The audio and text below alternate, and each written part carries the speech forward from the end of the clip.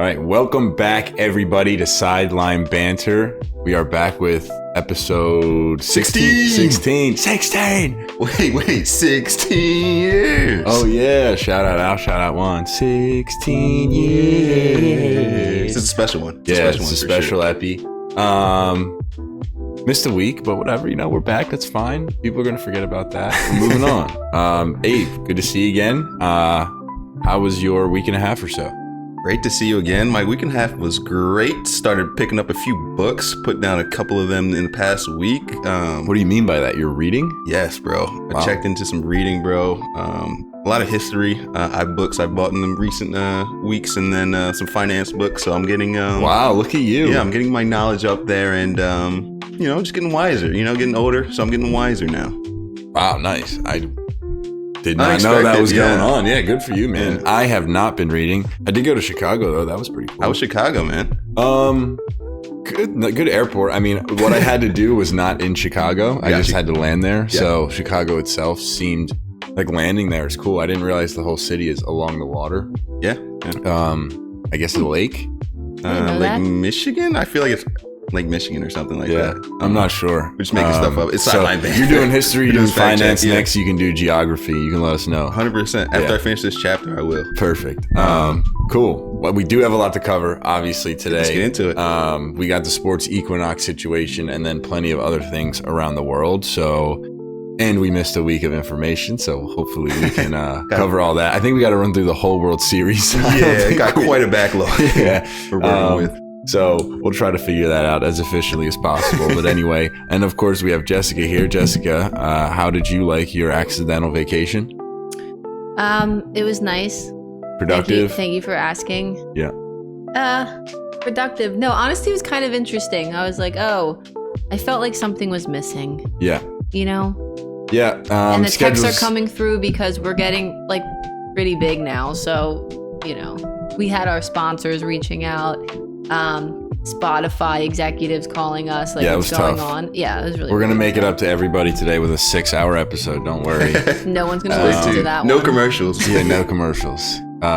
Anyway, cool. Well, good to have everyone back. Listeners, hope you're happy to be back.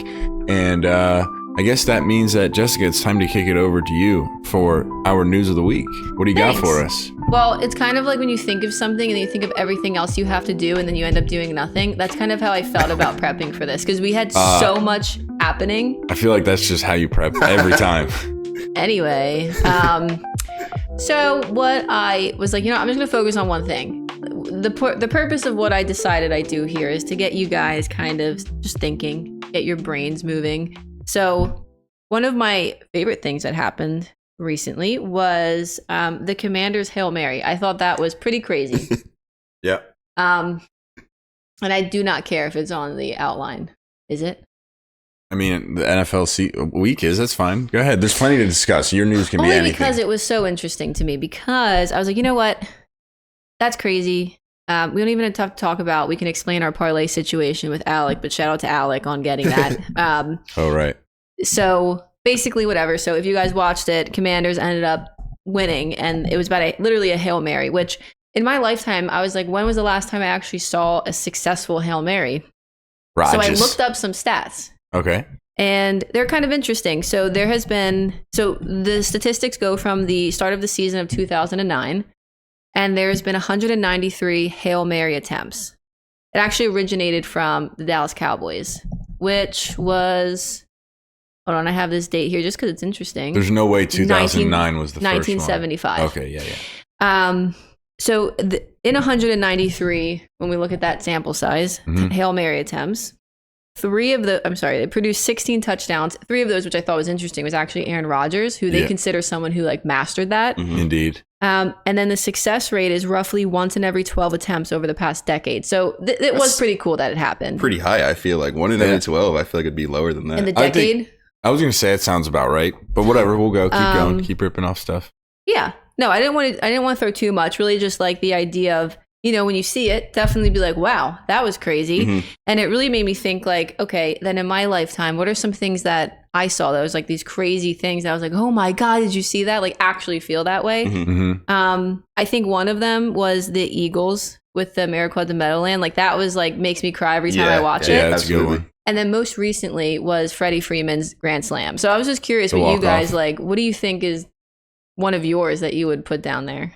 So first of all, the Hail Mary is really cool. Thank you for all that background. That was really cool. I like, I'm a stat junkie. So 1 out of every 12 is interesting. 16 out of 193 or 4 or 5, something you said? Yeah, 16 touchdowns are actually successful. That's 193. Yeah, I mean, as a kid, when you're growing up playing like tackle football in the backyard, you're doing 3 to 5 Hail Marys a game, maybe more. And then you play Madden and you're calling it even more than that. Like people didn't run the ball when I just ran 4 verticals until I was 11. I didn't know they had other plays. Yeah, I didn't realize you could just ask Madden. But no, that's cool. So Hail Marys are a thing to appreciate. And that one was really cool. I don't know if you saw, who were the Commanders playing the Bears? Yeah. Did you see the cornerback who was taunting the fans? He was like, "Oh, it's over, it's over." As Jaden Daniels is running around, you can see it, like the angle. You can see Daniels running around in the background, and then he throws it, and the cornerback turns around and he runs over, and obviously the Commanders caught the ball and scored. But yeah, that was pretty funny. I am going to answer your question about other things, but I just wanted to express that first. Did you want to talk about the Commanders Hail Mary before we talk about other events? Yeah, I have 2 points on that. So that Bears player was actually involved in like tipping the ball up to actually get the ball. Oh, he ran over and eventually. Yeah. So he like lost contain on his man the whole play. They did a like a telestrator of his exact line during the whole play, and it is so funny. He's so out of the way, and he runs all the way in, gets in the commotion. He's actually like one of the players that tips the ball up, and then the Commanders player is just wide open in the end zone, just says the easiest catch of his life. Wow. That was hilarious. And then there's also an interview during that play. So there's a reporter interviewing one of the Commanders fans, and he's saying, we played a great game. I feel as though we won this game. And the play's going on. He turns around, looks at the game, and then they score. He's like, "I told y'all we won. I told y'all we was going to win." Oh, wow. It was so awesome. I got to share that with you. Wow, but that's it was so fun. Yeah. It was like one of the cooler Hail Marys too. Like, not that Rodgers is great at it, but a lot of times it's a great O-line giving him time. Yeah. And also everybody goes to defend the ball, so there's not a lot of people rushing the quarterback. It looked like Jaden Daniels had to do a little something to even be able to make that throw. And then obviously the tip drill is something that football teams practice all the time. And so I was talking to Alex about this, actually. They do it all year, over and over and over. And then, more than half the time, they're like, "Coach, why are we even doing this?" Like, and then it works out the one time. This never happens. And even when we do the Hail Mary, it doesn't get tipped, and who cares? And then that's why, because it'll win you a game potentially one time, which is worth it. Anyway. I got one more thing. Sure, sorry, go ahead. And another thing on the Bears side that they also messed up is they only rushed 3 pass rushers for that play, and then they had a QB spy. I saw people breaking down and analyzing it, and like a QB spy, like, what's that for? Yeah, he's not going to run 60 yards and even score. If he does, they'll have time to collapse. Yeah, it was just a strange play on the Bears side, but that Bears player that was completely out of the game and kind of made the play for the Commanders is hilarious. Yeah, that's very funny. Jessica, your question, like cool things that you maybe don't see all the time. I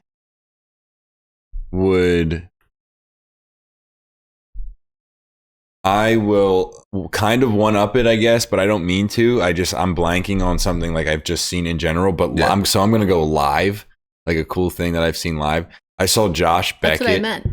Oh, okay. No, in person though. It's like a one-off moment. At the field. This counts though. In the arena. I saw Josh Beckett throw a no-hitter against the Phillies. So that's something that like you don't get to see often. I also was at Yankee Stadium when A-Rod hit his 3,000th hit, which was a home run. Mm-hmm. Wow. That's incredible. I think that's probably my best 2 that I've seen in person. No, we saw Reese Hoskins bat slam. Oh yeah, we were a part of the Phillies playoff run. Oh, the that's first a one, moment. like the one where we were wild card, shouldn't have gotten in. Off of Strider. It was electric. Then we were going Strider. Yeah. And then Reese hits it and he slams the bat. And that's we were after, right behind home plate. What made that so sweet too was because the background is Reese had a lot of errors, and we were trying not to get angry at him as a fan base because we were on our way to a World Series, and he did that, and it was just amazing. Yeah. I don't have any like one-off moments that I'm thinking about. I mean, obviously, like a crazy scenario would be like Leicester winning the Premier League. Oh, that's not just like a one-off, like one-game thing. Well, what about, did you watch Aguero live? Oh, no. Sorry, never mind. No, Actually, no, I don't know what happened. Yeah, I don't know what you're talking about. Who's Aguero? Is that? Never mind. I never heard of it. I didn't watch that live either. That place sucked. Yeah, I don't even know what you're talking about. Oh, no, I was going to say the remontada with like Barcelona coming. PSG. Yeah, that's my thing. Yeah. I have friends who were there. Really? For spring break, they went to wherever it was. Was it in Paris? I'm not or sure. Barcelona? I'm not sure. It was probably Barcelona. Yeah, they went. They were soccer players too, so they got tickets. And yeah, that was crazy. I remember watching that. That was unbelievable. The Alabama-Auburn, I watched that live when he goes, the field goal? Alabama, the field goal. Auburn's going to win the football game.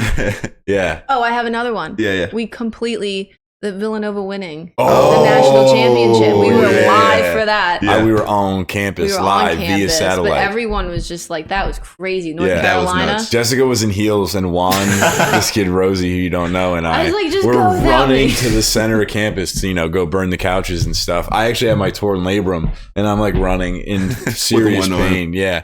And I was taking videos like this, and I'm sending them to my mom, and she's like, I can tell, like, one arm has a sling and one doesn't, and you're taking a video, and I can see the arm that doesn't, which means you're lifting your arm up. And I'm like, oh, God, Mom, we won the championship, though.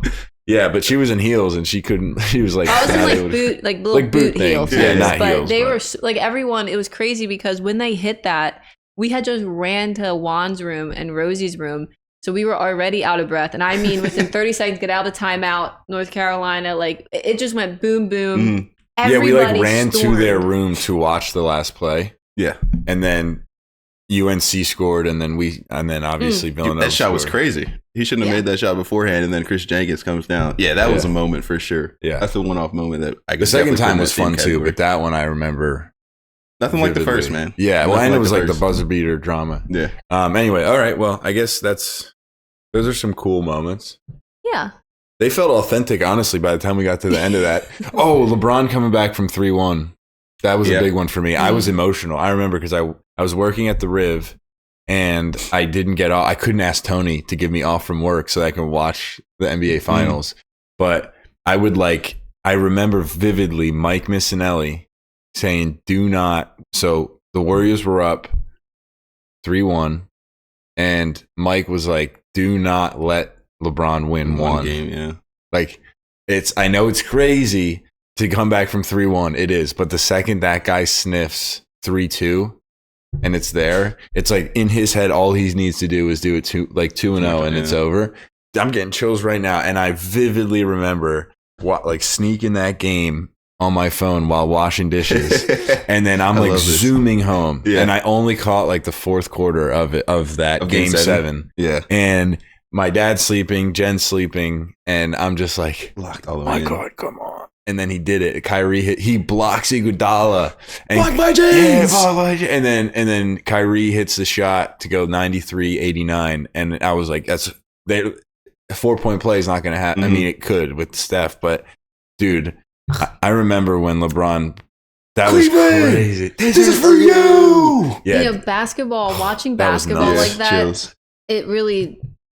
It's probably one of the most, besides hockey maybe, one of the most exciting sports to back and watch forth, like that. Yeah. Oh my goodness. Like even when just someone gets playoff hot, games it's like with the Sixers. In basketball, you can really take over a game. So, I guess soccer one player too. can, yeah. Yeah, but it's 5v5, and like I just think of Kobe, like, or whoever. Well, you can just play really the best defense of all time, yeah. and it just doesn't matter if the offense is better than you. Yeah, KD comes to mind there. Like you can just do nothing. There's you can sometimes make it like you can't harder do on anything. him. It's just like he's just going to shoot over you no matter what. Shots like, and you can see the picture, and the guy's hand is literally on his face. Like I love the Lou Will expression. It's like it's Kevin Durant. Like we tried. Yeah. What do you want us to do? Yeah, he's 7'2", and he's dribbles the like a best point shooter guard. ever, and he dribbles like Kyrie Irving.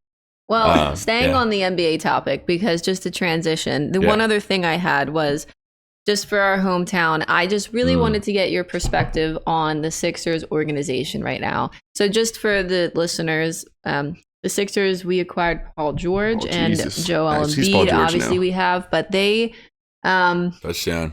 They not only didn't play in the preseason, but I think both are missing the same amount of games. So I think it's been about four games. The 4 games. Yeah, the first 4 games of the season. I think they're doing like they're in the pregame, they're playing, but they might not, like they're whatever. And I think that the Sixers also, which I can fact check myself, they're starting to get fined. Yep.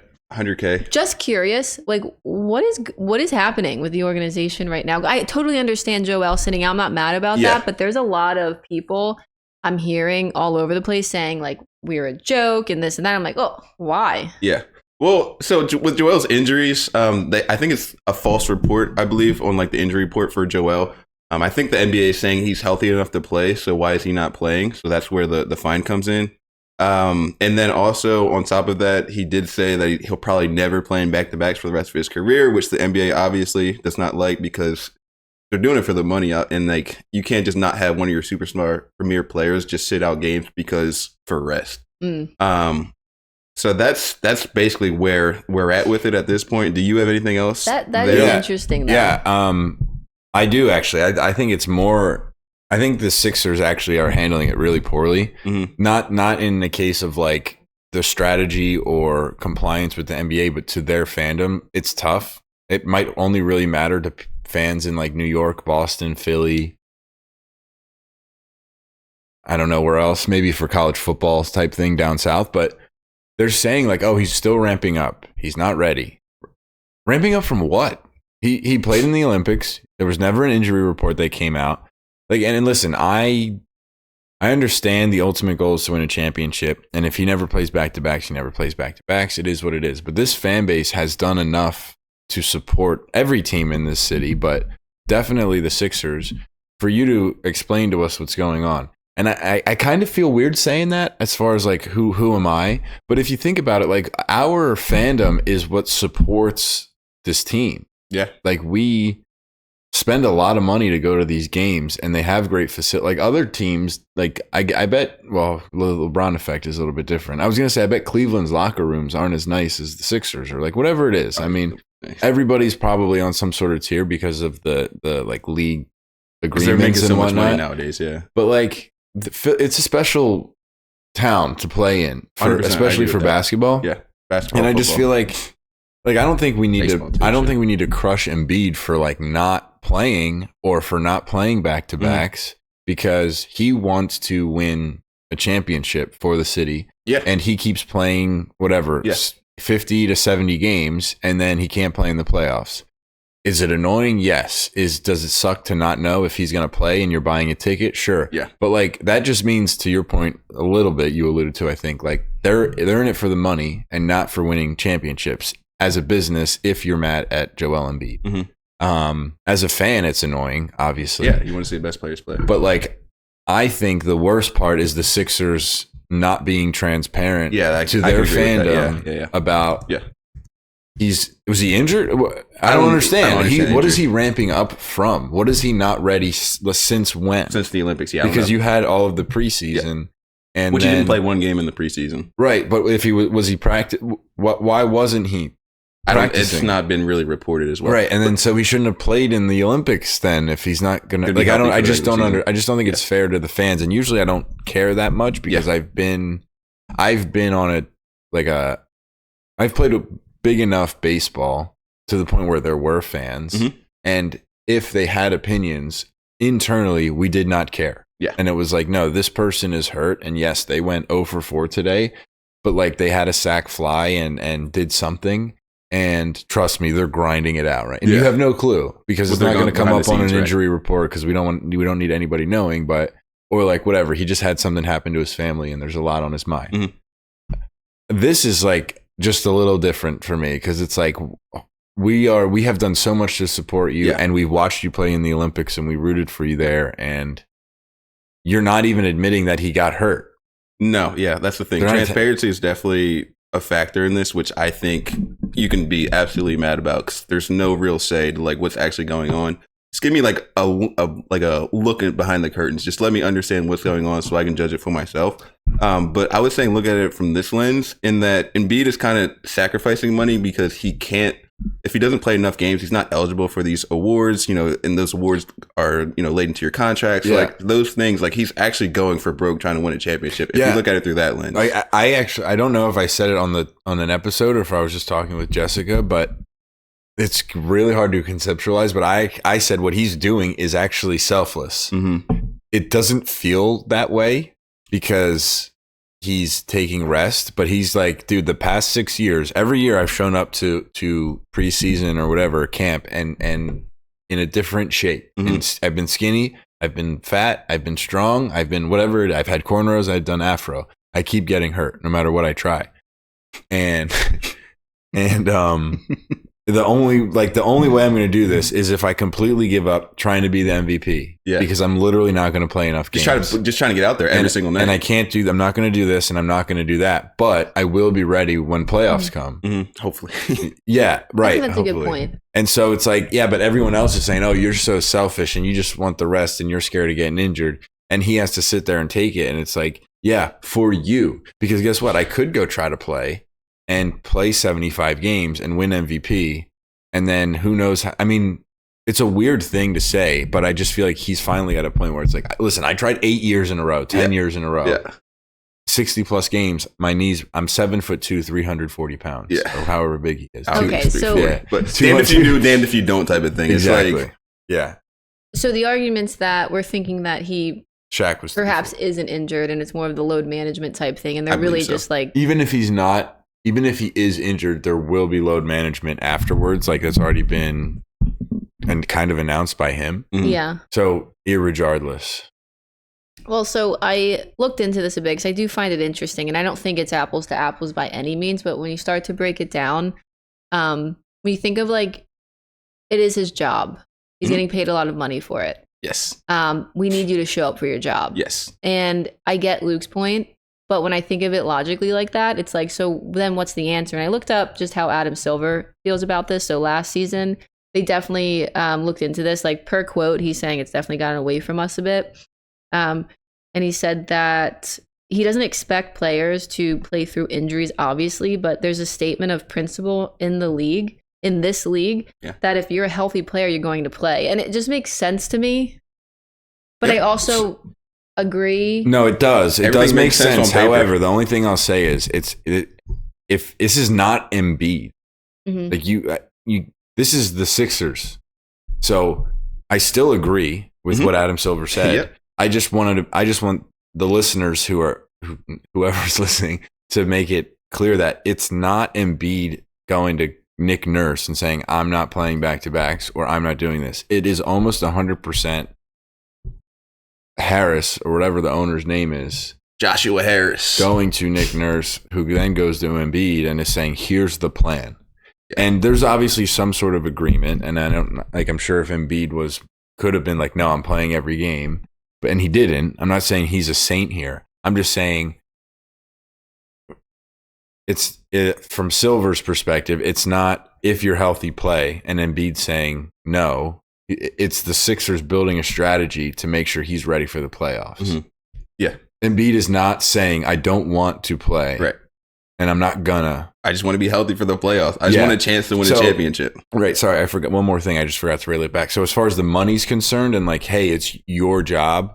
It's like if your employer was like, Ave, don't show up tomorrow or do work. That's literally our strategy. Mm-hmm. So it's like, yeah, when your boss is telling you that this is the plan and you already have your contract, it's like, well, I'm not going to he's not going to pay me less. It's his idea. Yeah. So that's all I would say about the whole like show up to work every day. Yeah, but if your boss tells you you're not working tomorrow, you can be stubborn and say yes, I am. I think that what we'll do is I'm going to monitor this because I think what the answer is, we need to do a little study and we'll just see. Let's see how the season plays out, and will that strategy, I mean, they're basically doing like a change management type thing. Listen, I think that if our team is healthy, there's no reason aside from that we'll get to the NBA opinions in a second, but there's no reason why we can't compete. For Yeah, an oh NBA yeah, title. we can compete. But there's one team in particular who's gonna win. Yeah, so there's a team out there up north. I actually have some fun things, not things, but I'm excited to talk about them when we get there. They're very fun.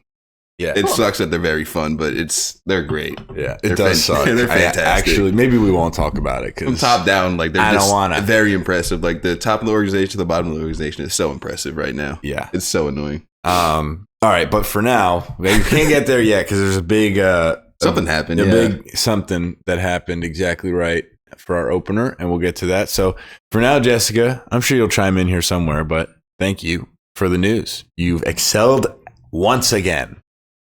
Thanks. Got it. All right. So first on the official agenda, we have some good old baseball. Oh, finally. And Avery, I feel like there was some big news that happened recently. Could you walk the viewers and listeners through just who won the big game?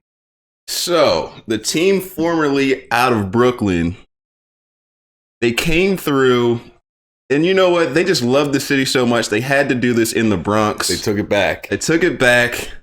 And they beat the New York Yankees, the most winningest team in World Series history. I guess we can put it there. Yeah, 4-1, 4-1, pretty dominant fashion. Yeah, I would say so. The first three, and then lost game 4, and then in game 5. What a game. Yeah. Wow. They pulled it out, which was good to see.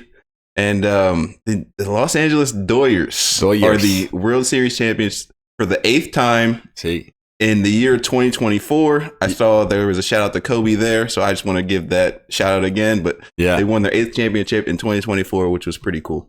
That is super cool. And he was a big Dodgers fan. He went a lot, especially during the Puig years. Yeah, Crazy Horse. Or what's his name? Muscle Horse? Or no, Crazy Horse. Crazy Horse, whatever you Yeah. So, yes. Dodgers win in 5 games. Game 1, unreal. And game 5, also unbelievable. Quick synopsis was Dodgers were in control of the first 3 games, although they were good games nonetheless, but Dodgers certainly dominant. And then we had the Yankees absolutely doo-doo on the Dodgers. I think it was 11-3 and they were cooking. Yeah. And then they actually came out. They were up 5-0 in game 5. Until that faithful. Oh, and the Yankees had the most embarrassing inning ever. Garrett Cole was cooking up a storm on the mound. And I think Yankees scored 5 in the inning, if not 4, but they came, I think 5. I think they scored 5. They had back-to-back homers. Well, no. Oh, sorry. The Yankees scored 5, yes, and they cooked. But I'm saying the Dodgers scored 5 in that inning, in that inning on 3 Yankee errors. Yes. Yeah. So Judge was the first one, and then Volpe thrown to third. And then Garrett Cole not covering first. Yeah. And Garrett Cole not covering first. Yeah, so the Dodgers came back in the World Series 5th inning, and they won the World Series. Freddie Freeman MVP. Oh my gosh. 4 home runs in the first 4 games. It actually extended his streak from the previous year when he played for the Bravos. The Bravos. The Bravos. Yeah, so in 2021 when they won, 2021 when the Braves won, he must have had the last 2 games he hit a homer in to win. And then he started the first 4 of this one with the home run. So he had 6 straight World Series games with a home run, and he was on a bum ankle, like big time ankle. He almost didn't play, and then he was like, "Well, I can swing a little bit. Hopefully I don't have to run." And he was struggling with it throughout the playoffs as well. Oh yeah, but he hit a triple, and everyone was cracking up because they were like, "You better hope." And so he had a very slow moving triple. But anyway, Freddie Freeman, great guy, awesome World Series performance, and. Yeah, good for him. So anyway, 5-0 comeback in game 5 to, I think they eventually went 7-5 or something along those lines, 7-6. So great game. Yeah. And the former team out of Brooklyn went back to Brooklyn and took it. Yeah. Did you see the piece with his dad during the World Series that they put on? So his dad had like a medical incident when he was younger, and he like kind of phoned up 911, and Yeah. they took care of him, and he got the issue sorted. But he's got a really, really close bond with his dad now. And then after that walk off and was a game one, he like went over and talked to him. I thought that was a really, really cool moment. Yeah, there's actually a little bit more depth to that story. Freddie's mom passed away like a month earlier. This year? No. Oh, like 2 weeks or a month earlier.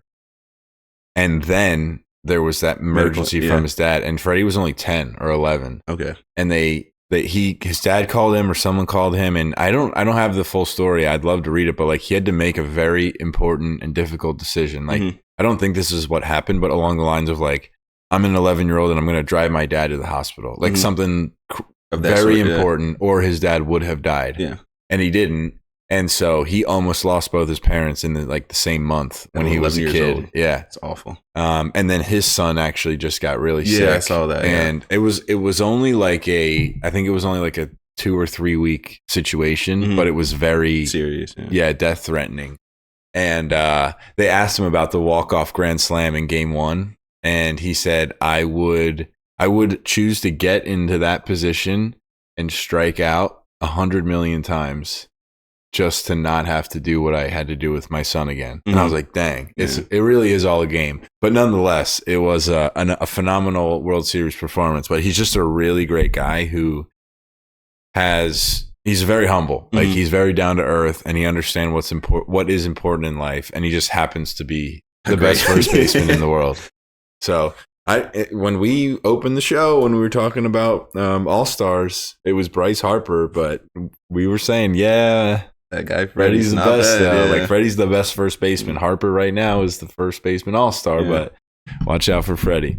So on kind of the opposite spectrum of that, stinker Aaron Judge, who is obviously the Yankees big man, 50 homers, likely 58, I think he got to. Likely AL MVP. And he batted like 300. He poo-pooed on us a little bit there. He was very bad for the first 4 games of the series. He's batting in the 100s. Don't have the full stats, but he was not the Aaron Judge that we saw in the regular season. And then, so game 5, though, he showed up early. I texted both of you guys. I said, all rise, because I felt like the Yankees were picking up steam. They had just won game 4. 5-0 lead. And they had a great inning I think it was the 5th inning as well. And I was like, all right, he's turning a new leaf. Yeah, they couldn't quite clutch up once those errors hit. Yeah. And dang, how about that? Yeah, that sucks. He already couldn't hit, and then he has like one of the easier types of catches you can do, and he fluffs it, and then it starts like a chain of events that ends up with the Yankees losing in game 5. Yeah, just how bad was he, Jessica? How bad was Aaron Judge in the World Series? He averaged a batting average of 222 with 1 home run. That's not bad. 3 RBIs. I mean, it is bad. 4 hits. It all happened in game 5. BB's balls batted. No, walks. Base on balls. Base on balls. I hate that. Walks. I don't like that. Why did you put W? Yeah, because it's wins. I guess. Wins. Yeah. But okay. they can change it though. You've gotten the base due to balls. Just change it BBOs. Ew. Well, he has 3 walks then, and then he had 7 strikeouts. The average isn't that bad, but 1 home run, knowing that he's who he is, I think, and 3 RBIs. 4 I want to hits, see the whole playoff 4 hits stats in the whole World Series. Do you have the full playoff stats? I can grab them, but just a note, like he was not only like the league's best, but he was having one of the greatest offensive seasons in 2024. Yeah, so if it wasn't for Ohtani, that's probably the greatest MLB season. I believe he's got the lowest batting average. He's got the lowest playoff batting average of all time in MLB history. Correct. He has to make 200 plus plate appearances. You want his playoff stats? Jesus, just for this year. But also, I believe he has. I can look it up. Actually, I'll look up his all time. I think it ended in Aaron. If this is accurate, he definitely dropped a deuce. But like I said, I thought he was really going to turn a new leaf in that game 5. I thought the Yankees were going to come back and make a series out of it, but his all-time faithful. Well, I guess it's probably a niche little thing because I have it. I have his postseason. It's 205 career in the postseason. That's still not good.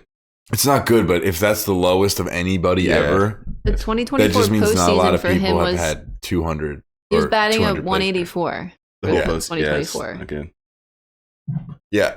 Anyway, Aaron Judge choked. I will say this: Ohtani had a relatively good postseason. Yeah, except for the World Except Series. for the World Hold Series, on. he was as bad I as have Judge. an issue with the word choked and Aaron Judge's name next to it Okay. Okay. Here it is. because we're a fan of baseball, Yeah. Yeet. and baseball is a game of. Like I said this last time. I do think it's a game of who's hot and who's not at the right time. They play so many games, and I'm happy to have someone come back at me because I know what someone would say back. Mhm. Say it.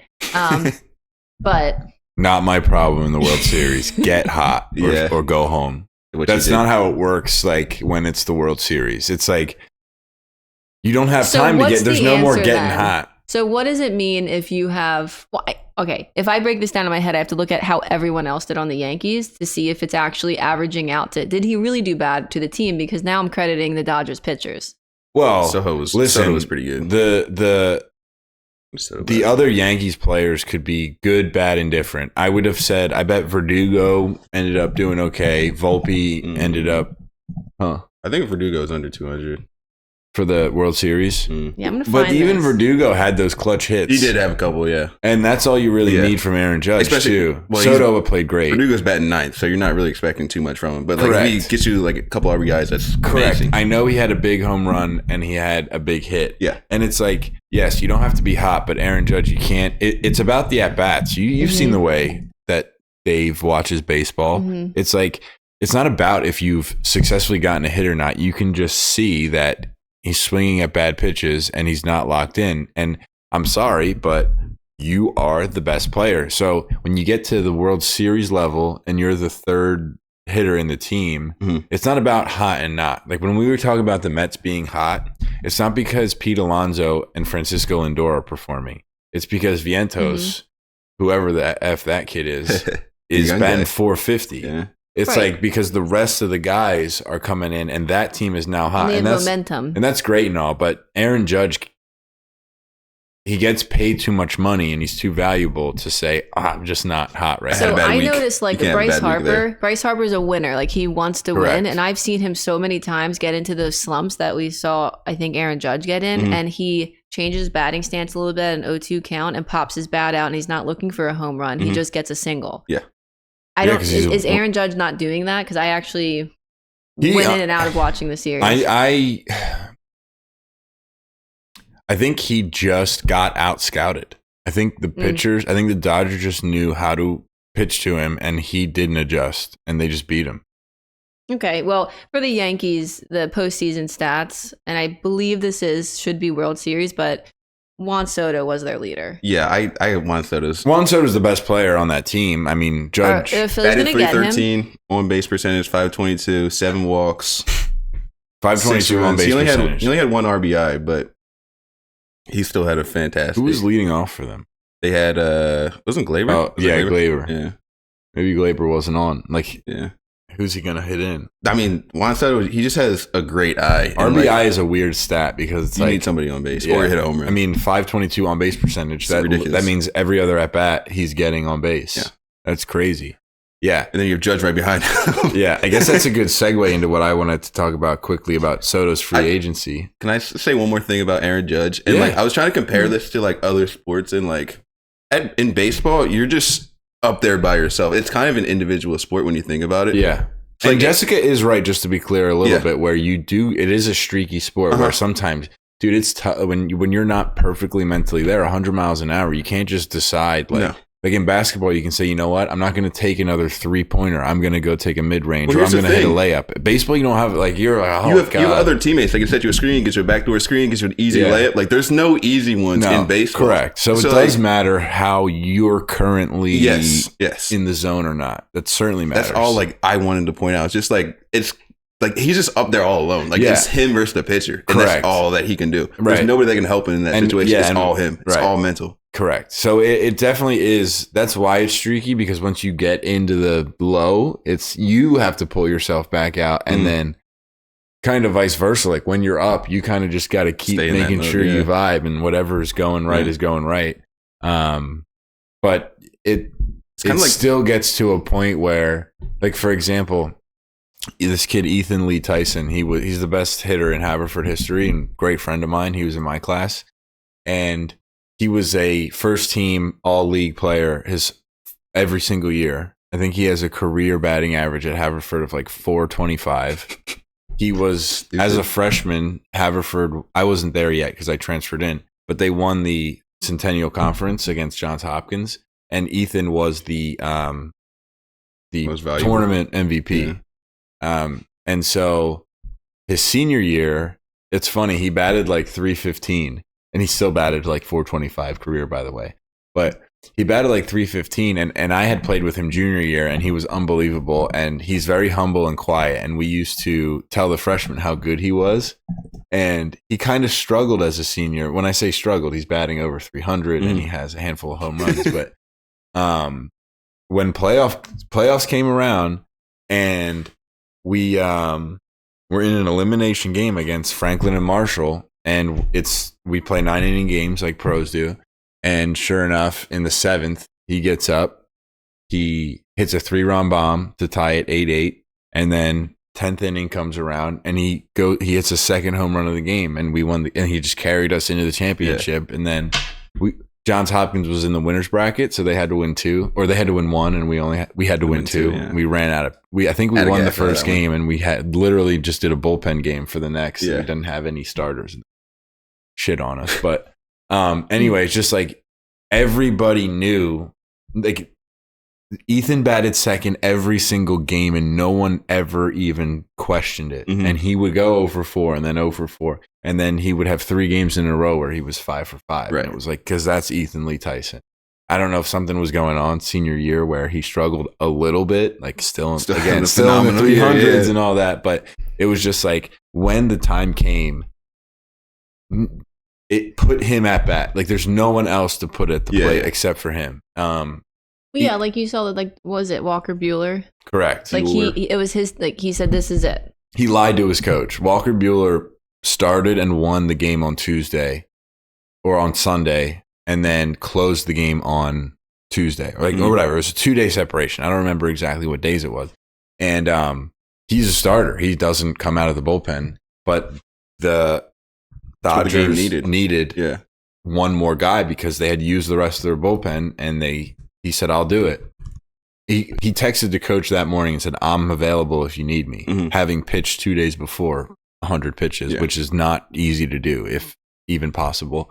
And he came in and he threw 97 to 99 and had a wipeout curveball, and then admitted he was like, I did not feel as good as I told him I did, but I knew the team wasn't ready, and if I can help, I can help. And so, yes, baseball's very streaky, but Judge, you're the guy. It's up to you. You get paid all that money. Yeah, you got to do something. He gets the credit when they win, and he needs to take the blame to some extent when they lose, especially when he bats 184 for the playoffs. Soto free agency, what you got? Soto free agency, just exciting. I mean, I think that he's pretty cool in New York. Like, he's a good bad guy. I don't love the Yankees. Think he's a bad guy. I don't like the Yankees at all. But I like Juan Soto on that team because he's the bad guy of the league for sure. Like the way he's a bad guy, really? Oh yeah, for sure. This is his little dance in the box when the pitcher throws a ball. Oh yeah. Oh, it's just for that. For sure. He's a good guy. I don't hate Juan Soto. I love Juan Soto. I used to hate him actually. I would love the Phillies to sign him, which is in the running. But I'm just saying, he works for the Yankees. It's like Tom Brady, like for the Patriots. I mean, he kind of built that because of the history. The Yankees' history was already built. Yeah. But Juan Soto totally fits. He just fits in that board. Other than that, he's either going to re-sign with the Yankees. I'll give you 5 teams. I bet you can guess the 5 teams. I bet you every team is going to want to sign. What do you Well, mean? no, but like real life, yeah. Yankees, Dodgers, Phillies, Mets. I don't have a 4th. Padres. Back to the Padres? Yeah. Okay. Just because he loves Machado and Tatis. And that weather out there. Yeah. And San Diego. Yeah. But yeah, anyway, and I think the contract, people are saying between 5 and 6. I think there's a chance it's over 6. Tatis is Dominican as well? Yes. Yeah. No, Puerto Rican. No, Dominican. They got like similar flags. It's kind of tough. They do. I think, DR has great baseball players. I think Puerto Rico's got great baseball players too, but DR is I think phenomenal. PR recently is better. Really? That's Machado and Lindor, Okay. and DR, Tatis, and Soto. It's a crazy lineup just right I don't there. know, dude. I honestly, I don't know if we're doing a racism here, but I don't know. But yes, all of them play for those two teams, and they're very good. Somewhere down the islands, they're And very good. Venezuela too. When Really? Miguel Cabrera. Okay. Oh yeah, Venezuela's really good. Okay. They have Jose Altuve. Altuve. Oh, Big Tuck. That's got to be PI. Nah, the ball wasn't catchable. Oh. So Mookie, I mean, where do you think he ends up though? You do think Yankees? I think he stays. In this order, I would say Yankees, Phillies, Dodgers, Mets, Padres. Okay. I was going to say Yankees, probably Mets, Phillies. I don't think he'd go to the Dodgers because he just lost to them. And they're already, I mean, if he went to the Dodgers, wow. Imagine world. Ohtani, Mookie Betts, Freddie Freeman. Well, no, but the outfield, just the like the people who would yeah. physically be standing in the outfield are Juan Soto, Shohei Ohtani. The Galacticos What on would be the steroids. purpose? What would be the purpose of him coming to the Phillies? Like, I want him. We need here, an but- outfielder. Yeah, but when you think about it, we just won a World Series with the Yankees. It's literally 2 hours away. He didn't win. He Yeah, lost. Oh, right. Oh man. And he's an electric player. Like he's into Yeah. the. Okay. Never mind. He I would thought love to play for with some us. reason I just thought they won for some Oh reason. yeah, that's. I mean, it makes sense. They usually always win. yeah. Yeah. that No, team- I don't. We literally watched them lose, but Yeah. Okay. Never mind. No, that's fine. If in the case that they won, I was like, what But the heck did are you you see the waiting money? for? I saw the money that they're looking at giving him. I Oh, saw yeah, like I think he's 13 gonna get years, 6. 600 million. I think he'll get more than. I We think would he'll love get, him here if he's listening. I think he'll be. Yeah, I Juan think he'll Soto. get 55 to 60 a year. Think about the Soto Phillies jerseys getting bought. Hey, Guang Soto. I love I would Juan love him Soto. here. He's phenomenal baseball. I would player. love him another to play lefty here. too. Yeah. That'd be great. Yeah, Because we was definitely he, need. or was he not at the Nationals with Bryce? He was there he's won- together. He won See? that year. Yeah. He won after Bryce left. Oh, yeah, that's right. But he wasn't a rookie. That was his second year. It's still super young. He might have not played with Bryce actually, but I think I don't they know if definitely he know did. each other. Can we talk about this Mookie Betts ripping off the glove scenario? That's so funny. Oh my In New York, god, bro. that That's was crazy, crazy. In I saw it, and I was like, "It's happened before." Like the fan interference, You saw all this- different kinds. And then I'm watching it on my phone, the replay, dude, unbelievable. Like it's not even like I'm trying to catch the ball. If you haven't seen this, either go watch it or just trust that every word I'm saying is like frame for frame true. He went into the outfield, jumped over the wall to catch this ball, or just his hand went over the fence to catch the ball, but his feet are physically off the ground. Two Yankees fans who I'll say, I'm sure they were trying to catch the ball at first, were like kind of surround his glove as the ball enters it, and he catches it and closes it. And at that point, you kind of go, oh, like it's annoying that they even interfered with him attempting to catch the ball, but then they let go and you go down. And Mookie still might have had something to say, like, dude, get out of the way when I'm trying to catch the ball. But not only did they like kind of reach over and get in the way potentially, but they then grabbed his wrist and glove and opened it. Like one grabbed his glove and opened it and flicked the ball out, and the other like held his wrist so he's hanging in the air. That was like totally inappropriate. And what I heard that they were allowed to go to the next game. Really? Yeah. Someone thought they would be ridiculous. banned. I don't know if what I read the next day was just like a I stupid think little thing. he was in a holding cell that night. I thought But it was holdings. I don't know if they need to go to jail, but they need to get banned from Yankee Stadium. Dude, I thought it was hilarious. I felt like as soon as he went into the stands, I felt like he thought the fans were playing like an innocent little joke on him, and like at first he's like kind of like laughing about it, like haha, it's really funny. Yeah, and he's but then it's hanging like, there. yo, I got my whole hand, let go of me. Yeah. What are you doing? Yeah. And he like took the ball out as if it's like, oh, he'll be safe now. It's like, brother, you know how many cameras are in there? And like the ball was in the glove for a while. Yeah. Like even trying to catch it over his hand and then playing dumb is one thing. Like it's still, oh, at least you caught it. Haha, you can't prove that you would have caught it. Yeah. Like this ball was in his hand and the guy took it out. I've never seen anything like it. Shout out to Mookie Betts' grip strength though, because I don't know how they did not get that glove off. They were really trying, bro. Yeah, they were. I don't know if he went to jail, so I want to retract that. But I did find out that he is a season ticket holder. That's of course he probably is. Never going back to that stadium ever again. No, I think he went to Game 5. No, he did not. He was banned. Oh, okay. He's got enough I'm money. a capper. But dude, that was something you'll probably never see again. But it was hilarious to me. Exactly. Yeah. So nobody got hurt. It was just fun. Yeah. A little wrap up on the World Series, and I want to do one little fun thing for the MLB. But before I want to shout out my good friend Pat O'Shea. He doesn't just work for the Dodgers. He's like in the dugout, and I believe he helps scout the other team so that he writes reports so that they know what pitches to throw and all things like that. But I played with him at Haverford, good friend of mine, really great guy.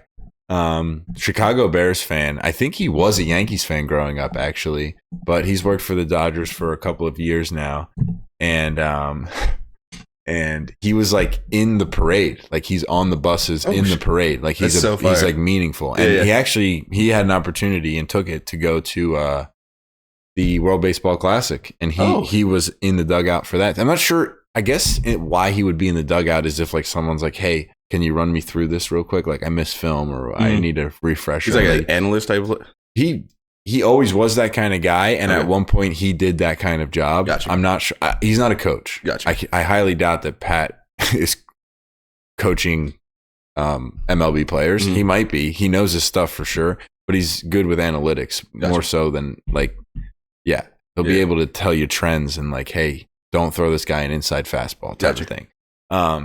Anyway, shout out you, Pat. Awesome. I saw the pictures. Really cool. And that's sick. I didn't see the pictures. Sick. He's like in the pod. He's in the parade. That's so cool. Yeah, that's so cool. He has pictures with Trout on like for Team USA, but not like, hey, Mr. Trout, can you take a picture with me? It's like he's giving him a high five walking after a win, amazing. Like he's in the line. That's so cool. High five. I want that job.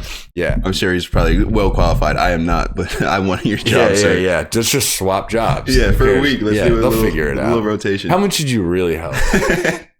Anyway, looks like you have a shout out. I have two more things. I wanted to shout out Kike Hernandez. Love Kike. Kike's the man. Yeah. I saw him in the locker room. This brings us back to the Olympics.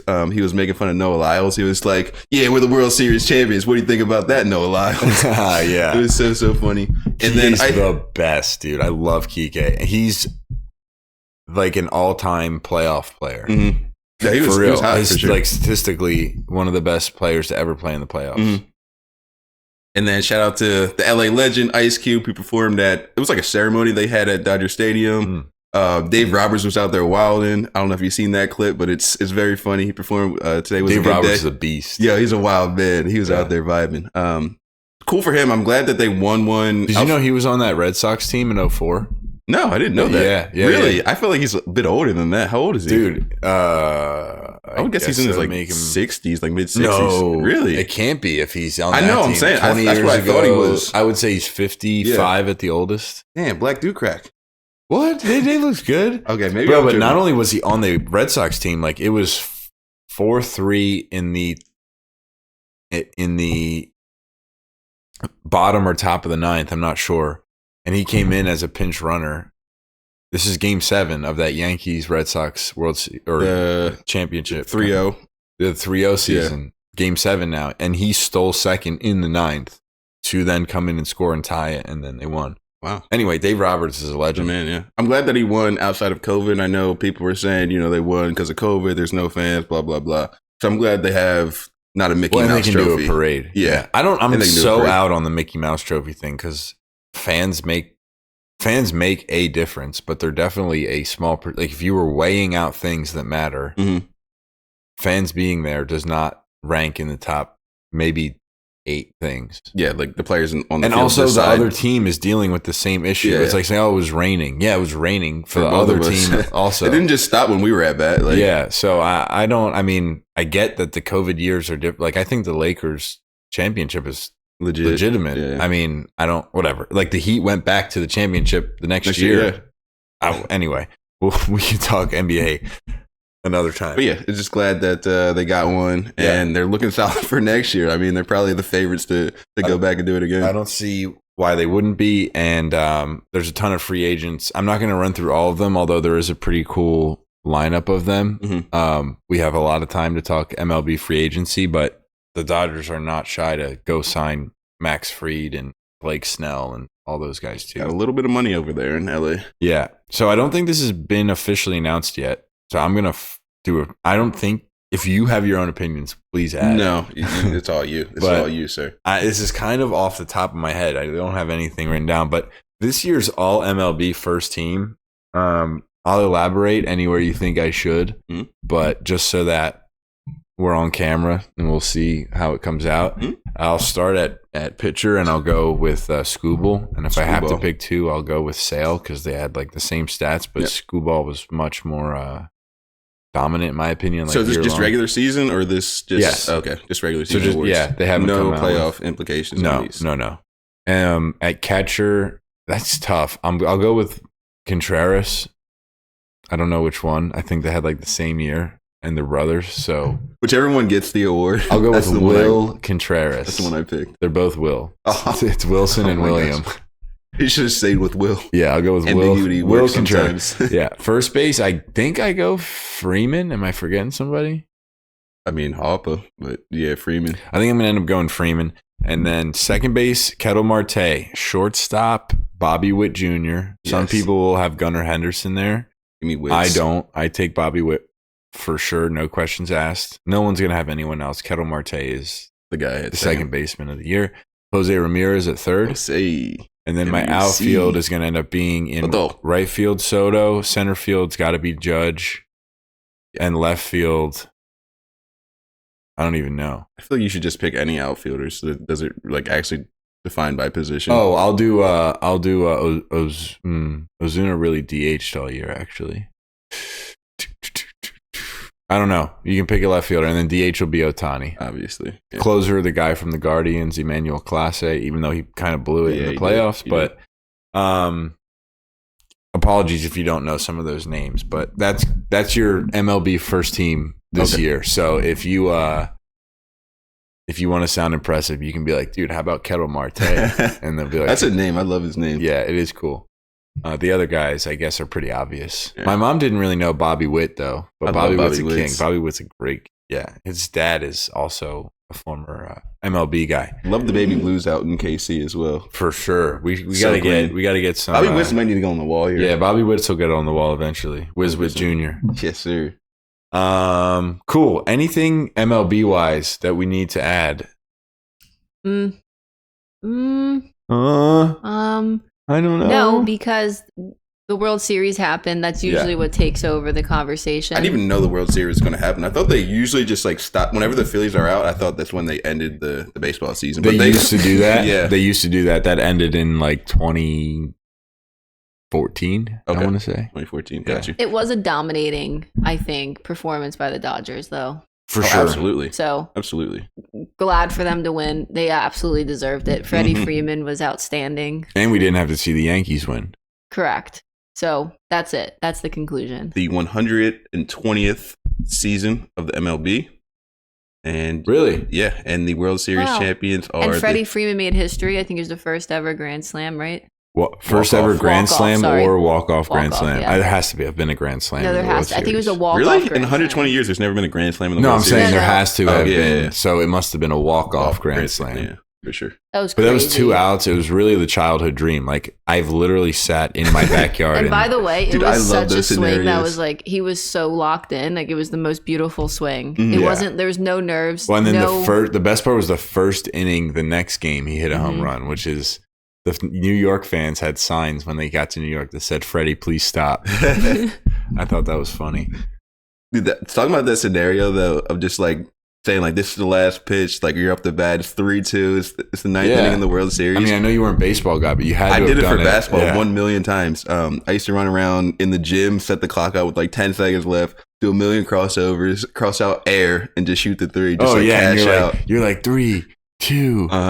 And then you Buzzer. shoot, and it's like an air ball. You're like, oh no, There's 6 somebody more in the seconds on crowd the died, clock. and somehow there's 10 seconds on the clock. He ran out to get. The ref didn't see the timeout. Yeah, there was the craziest thing. Yeah, and you get another. Finally, you make it, and you're like, your mom's like, come in for dinner. You're like, I just won the NBA championship. give me my money. Yeah. All right. Those are great. So cool. Well, that sets it up, I guess, to transition.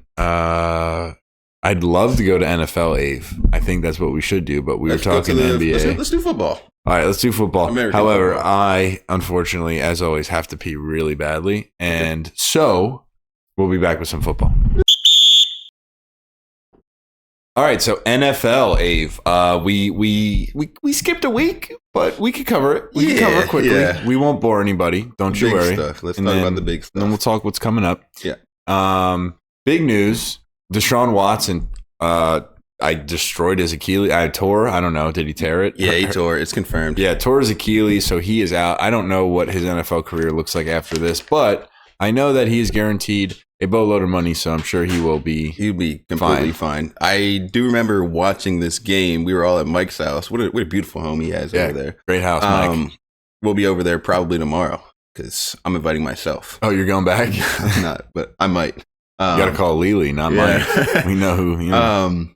But yeah, dude, he just popped his Achilles. We were like, kind of like laughed at first because we're like, oh no, he went down. Like, Oh, the replay. Yeah. And then we're like, Yeah. oh my gosh. And that we knew it was an awful injury. So rest up. You're still going to get paid, which is great. Achilles injury is always not fun to deal with, but Jameis. He's back. the kid is back. Jameis Winston came in, won the game last week. A little spoiler, but Unwavering whatever. faith. It's relevant. What did Yeah, he say? I'm gonna help my brother where he needs me, and I have unwavering faith in the. What's that? Oh, Jessica's got something.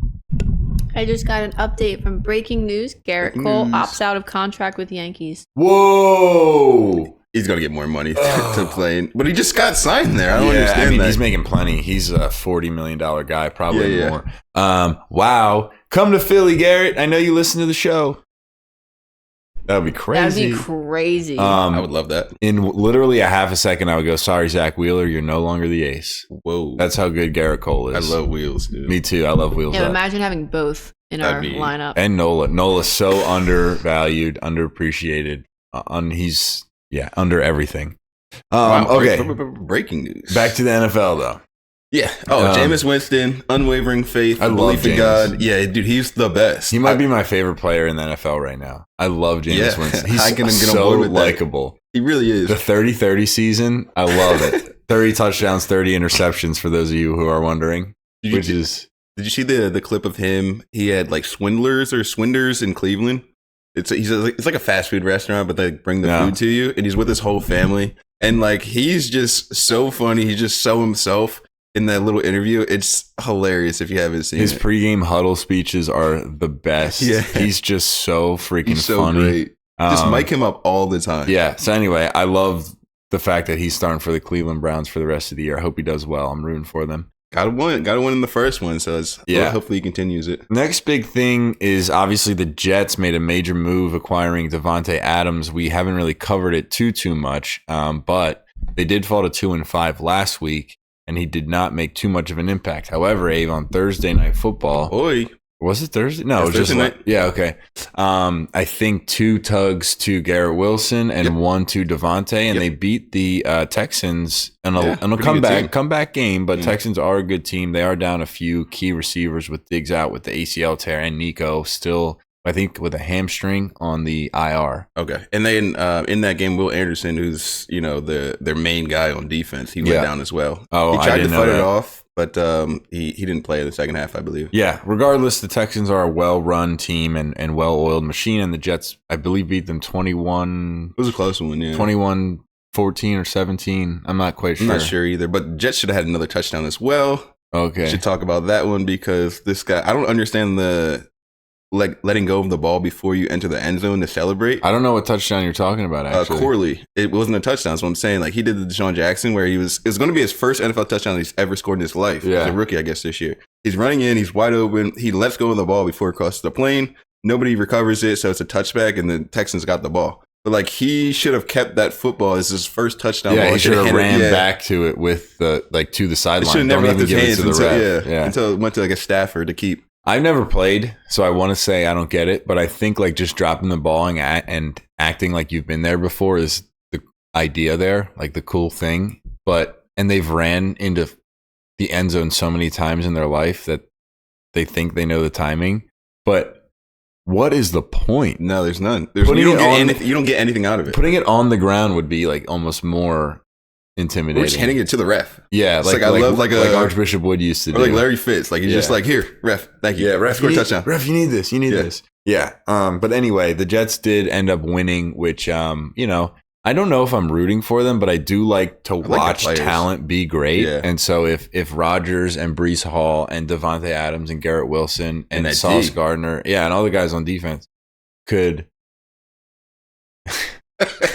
and that D could like does or could like whatever you want to say show up and show out, I'm going to be entertained. Yeah, they should be a fun team to watch. The defense is great. They have so many weapons on offense. Even their backup running back's great. Stealing Breece Hall's carries is making me upset.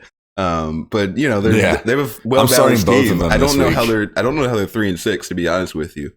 I guess that O-line they're just having issues there, but they should be good for the rest of the season. It makes that division a little bit more interesting with 3 good teams.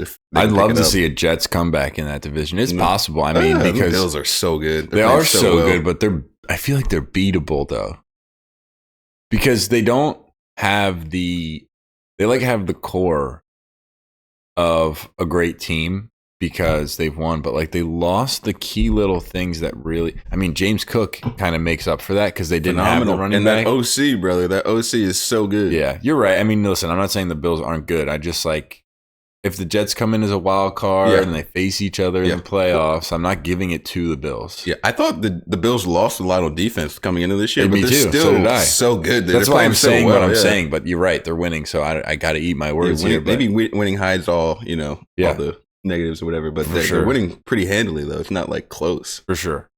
Okay, another big trade was Amari Cooper moving to the Bills. He had a weird week last week, I think. Not great, but he did score a touchdown in his first game as they destroyed the Titans 34-10. Yeah. Chiefs through both weeks remain undefeated. They are now 7-0. Travis Kelce finally scored a touchdown. We did cover with Mike the fact that like he was getting targets and he was getting yardage, and it just wasn't the touchdowns coming in. But he does score his first touchdown. Had a pretty big game, and the Commanders in the same vein. They obviously had that awesome Hail Mary we talked about last week, but then they destroyed the Panthers 40-7 the week before. So the Commanders are still running high. We talked about whether they were legit or not at a certain point. I still am I just grew up with the Commanders not being a good team, so I just don't know. Yeah. So we'll see. I'm still not. I'm completely sold on the quarterback. Yeah, the quarterback. Oh, the quarterback for sure. I'm completely sold on the quarterback. The team itself, I'm not sold yet, but we will absolutely see. We're going to see him the next couple of weeks. So yeah. We questioned the Vikings going up against the Lions, if you remember, in that Hannibee and Mike episode, and they did, in fact, lose to the Lions for their first loss of the year, which we thought would happen. We had the Lions as a more legit team than the Vikings. And then Saquon Barkley played the New York Giants in New York, went off for 170, or in MetLife, technically not New York, actually. Right? In Jersey, it's in Jersey. 176 rushing yards on 17 carries and a touchdown. Last week was kind of I wouldn't say quiet. He just didn't score because Hurts kept rushing it in. Yeah, Hurts said, it's my turn, it's my show. He could have, as far as fantasy is concerned, it was quiet, but he played a fine game. Played great. Dude, I love the energy that Saquon brings though, because he wants the tush push. He wants to win. Yeah. That's all he cares about, which is awesome. He's like, come on, let's run it back again. They didn't get it one time. And then he's like, all right, let's line it up again. It's 4th down and whatever.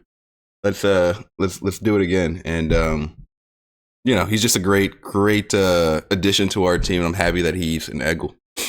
Yeah, I totally agree. And that was obviously an offseason move, but a more recent move with the team that we talked about, the Chiefs still being 7-0, obviously alluded to Travis Kelce.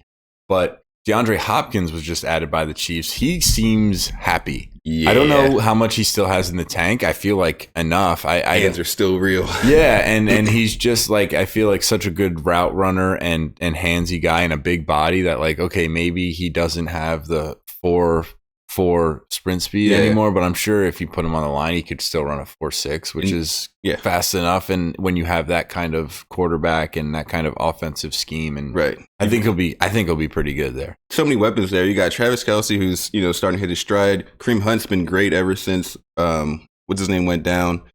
And then you're expecting Rashee Rice at some point this year, and you still got Xavier Worthy from Texas is, a lightning bolt out there. So they've got so many weapons. He's not going to be the first choice guy, but he's still talented enough. Well, I think he might be higher up choice guy as far as targets are concerned. But I guess you're right. What you said all helped what I was trying to say in that, like, they have the speed guys. I know Rashee Rice is hurt, but Pacheco's Worthy he can be the downfield threat. Like, the fact that Hopkins can be reliable in a 3rd and 7 situation to like make the catch on the sideline, get his feet in and keep moving it. And then the next play they run it and then they go deep to Worthy. I don't think Hopkins necessarily has the super downfield threat he used to have. I'm sure he will make deep, target receptions, but in the same vein, I just think it's super valuable to have a guy who you can trust will make the right route on the right play and keep the chains moving. And then the young guys.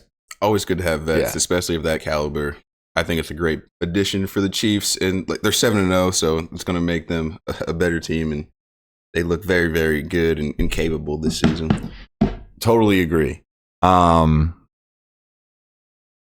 interesting thing we can talk about this week upcoming. A quick thing I wanted to mention. Last week we have Eagles beat the Bengals 37-17. That was awesome. The Bengals have a bad record, but Burrow kind of the best quarterback in the league right now. I think he's Lamar Jackson.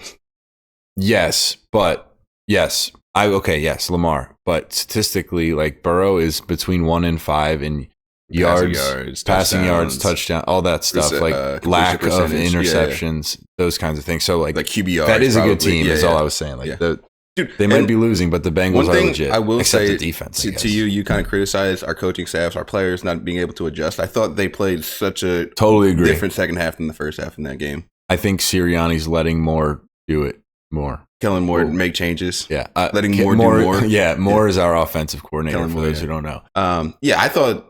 I mean, first half I wasn't too impressed, but the second half was almost like a complete shutout, and like they changed face. They look incredible. They look like, and they did what worked. They didn't overthink it. Like I find sometimes we're running the ball and it's working. It's like, yeah, but let's throw it because I don't know, new school offense throws it. It's like, no, when Saquon will get 17 to 25 handoffs if that's the right thing to do, and he's dominating in the flow of the game. Correct. Yeah. So all that being said, I did want to mention, because I actually saw this on a Barstool. I saw this on a clip on Barstool, a little rivalrous podcast of ours. But no, and then I saw a post about it over there, and I did want to mention this. Like the NFL I don't know if it's in shambles, but whatever, clickbait. The NFL's in shambles. I'm gonna look at the camera and say that. There are 11 teams with a sub 37.5% win percentage, and that's obviously tough to conceptualize maybe, but 3 and 5 makes you 37.5%, and there's only one team that's there and the rest are worse. So I'm going to run through this list, and then you can, I guess we can talk about if they're bad or not, but there's one that needs to be changed because they played on Thursday, but the Cincinnati Bengals are 3 and 5. I think they're a solid team. The Miami Dolphins are 2 and 5. Solid team, lost their quarterback. The New York Giants are 2 and 6. The Cleveland Browns are 2 and 6. They got a good quarterback now. They got a good defense. The Raiders are 2 and 6. They suck. The Saints are 2 and 6. They suck. Well, Derek Carr has been out as well, but they do suck. The Jaguars are 2 and 6. I don't know what's going on with Trevor Lawrence. I love Doug Peterson, but it just looks like they're a bad football team. And ETN. Either he's hurt or he's bad now. Yeah. The Jets, when this posted, were 2 and 6. Now they're 3 and 6. But 3 and 6, I mean, they can only be 11 and 6 if they win every game. And their division is good. No, it's not. I mean, you've The got division's all over the this Bills. list I'm reading. You got Yeah. Miami, and I was going to say New England. I think the Dolphins are going to be okay. They're going to have to play the Dolphins twice. I think they're better than the Dolphins. I don't know. With Tua?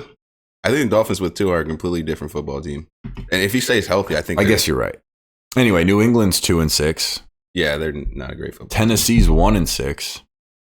And Carolina's Tennessee's 1-7. Yeah, Carolina's really, really bad. I would say Tennessee and Carolina are probably the worst teams. I would say the only two teams you can really pluck out of this and say, I have confidence. Jets and Dolphins. Yeah. No, Jets and Bengals. You don't have confidence in the Dolphins with Tua? I wouldn't put my own money on them to make the playoffs. Okay. If someone said, "Hey, let's put money on the Jets to make the playoffs because the odds are great," I would do it, even though they're 3-6. And same with the Bengals at 3-5. The Miami Dolphins at 2-5. I just, if Tua plays the remaining 11 games, I think they'll finish above 500. I agree. If he plays, Which could make the playoffs. Yeah. Okay. Yeah. All right. That's fair enough. Anyway, I was just surprised that over 33% of the league is two games or worse under 500. I was going to say it has a losing record, but obviously that'd be true. Yeah. Yeah, let's just leave it at that. Yeah, we'll leave it there. A brief little power rankings, then we'll move on to the. One thing about the Dolphins, Tua came into the game and he slid, and like the fans gave him a standing ovation. It was hilarious. Oh, because he didn't get hit. Little power rankings. I had playoff picture, but we'll talk playoff picture a little later. But I did want to run through some power rankings. Just a quick top 10. This is just from FanDuel, and so it's not official, but like just an opinion. They have Kansas. I don't think I like this list. Kansas City. Yeah, that's fine. Comment on the Instagram post and on the Spotify episode if you like this list or not. Yeah. Kansas City Chiefs at 1. Mm-hmm. Detroit Lions at 2. Buffalo Bills at 3. Baltimore Ravens at 4. I don't have a problem with this yet at all. Do you? I'd probably put the Bills over the Lions. Okay. Commanders at 5. Packers at 6. Texans at 7. Steelers at 8. Vikings at 9. And Eagles at 10. So I would probably move the Packers down 2. So that would be behind. I agree. Because Love's It's lack in of and out, health, yeah. we have no clue what they are. Yeah. I would move the Eagles above the Vikings, only because I think if they played each other, the Eagles would win. Okay. I take that back because the Vikings only have one loss, so I'm just being a homer, maybe. Yeah, you're probably being a homer, but I think if the Eagles are fully healthy, I do think they win that game. I've seen a stat that they're undefeated when AJ Brown plays. Yeah. So if they're fully healthy, ready to go, I think the Eagles do win that matchup. And my last comment on that would be, I think the Steelers often come out to hot starts because Tomlin's a great coach, and then they regress to their mean with their lack of roster, but they look really good with Russell Wilson. They do. So I'm fine with them being like between 6 and 9, somewhere in there. And I think they were 8th. So anyway, for those of you not really following the NFL, that's the current rough top 10 picture right now. I guess that leads us, though, to pretty much the segment everybody is waiting for every single episode, and that is Jessica's parlay of the week. So it'll kind of take us into a segue of maybe talking about this weekend's matchups, because hopefully she picks 4 or 5 leg parlay of some of the exciting games. But I get that was such a bad. Sorry, we're watching college football here, and Ole Miss just dropped an easy pick. He's not wearing gloves. You got to wear gloves. Let us know if you guys want some watch parties. Yeah. We'll do some live watch parties of the Birds games or something. You can't stop us. But we got to do we got to stream on Twitch. Yeah. Anyway, Jessica. Thank you. What do you got for us? All right. So today, just so the viewers can follow along, I, for the most part, I've jumped around a few, but I'm really liking FanDuel. So that's where I'm going. The odds should really be the same everywhere, but sometimes they're half point off, which I think is so dumb. I hate when they do that. Yep. Anyway, I'm just logging in really quick. Not that I wasn't logged in before. I was just in the casino, which I shouldn't be. And I did make money. I put $25 in, and I'm at 100 now. Anyway. Great. Rich. Here's what we're doing. So I'm feeling really. Not only the money line was enticing me, but more so I want to go with the spread. So I'm going to lay it out here. You guys tell me what you think. I didn't have a chance to put it in to do the odds, but I'm just going to talk through it really quick. Actually, I kind of want to go in order. All right, let me go. So we're going to do NFL. Do you guys agree? Yeah, that's fine. Right? Yeah. NBA is kind of crazy. Do that on your own. Have fun with it. We'll do NBA when the NFL is slowing down, but NFL is the best thing to bet on. Yeah, so game number one. It's actually not, by the way. Statistically. It's the most fun, though. Yeah. It's all over the place. All right, here's what I'm going to do. I'm just going to do it. Can you write this down? Are you in the doc? Falcons, money line. I'm sorry, Falcons spread -3. Over who and where? They're over the Cowboys. I think the Cowboys are weak. I really, really do. I think it continues to have injuries, no? Hey, Jessica, you know what? It's your parlay. It's your parlay. That was it. That's my answer back. So -3. Is it in Atlanta or in Dallas? It's in Atlanta. Odds? Should be like minus plus 118. 118. Minus 118. Yeah. Correct. I'm putting this in so I can grab the odds too. So next game, let me do that. I'm going with the Bills. Another -5.5. Against who and where? Against the Dolphins. At Bills. And it's at -120. 5.5. Abe hates it. It's not your parlay, Abe. I know. Yeah, get out of my face, Avery. Okay. It's the banger right here. Here we go. Yeah. Wait, I just realized I did all these favorites. That's okay. That's fine. Bengals. I really believe in my heart that they need to figure it out, and I think they're going to, and I'm taking them another -7.5. Holy who are the Bengals playing? The Raiders. Titans? I get on board with that. Is it in Cincy? It's in Cincy. All right, next one could be.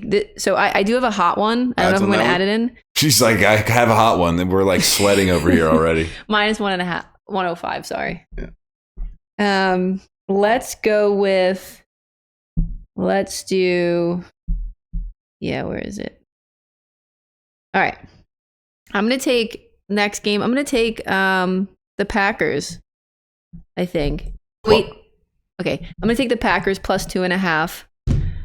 They're playing the Lions. It's at the Packers. Thoughts? If Jordan Love plays. Yeah. That's dependent. Okay. I have another hot take that I can swap that with. That's not really a hot take. My actual hot take was... go with what you want, Jess. Yeah, I mean, I just kind of wrote it down. Well, no, but that's because the people have to follow if Jordan Love plays or not. So pick another one just because that one's... Yeah, it's dependent on... All right, thanks, guys, for keeping me honest. Just trying to give the people what I they have want. I have one. I have my hot take I'm going to add in here because you made me switch that up is...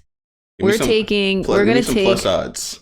Yeah, we're taking the Giants +3.5 against the Commanders because I have reasons. What are you doing over there? I wanted the Commanders -4. Okay, let's go. No, but Why? that's the opposite of the Giants. It's complete opposite.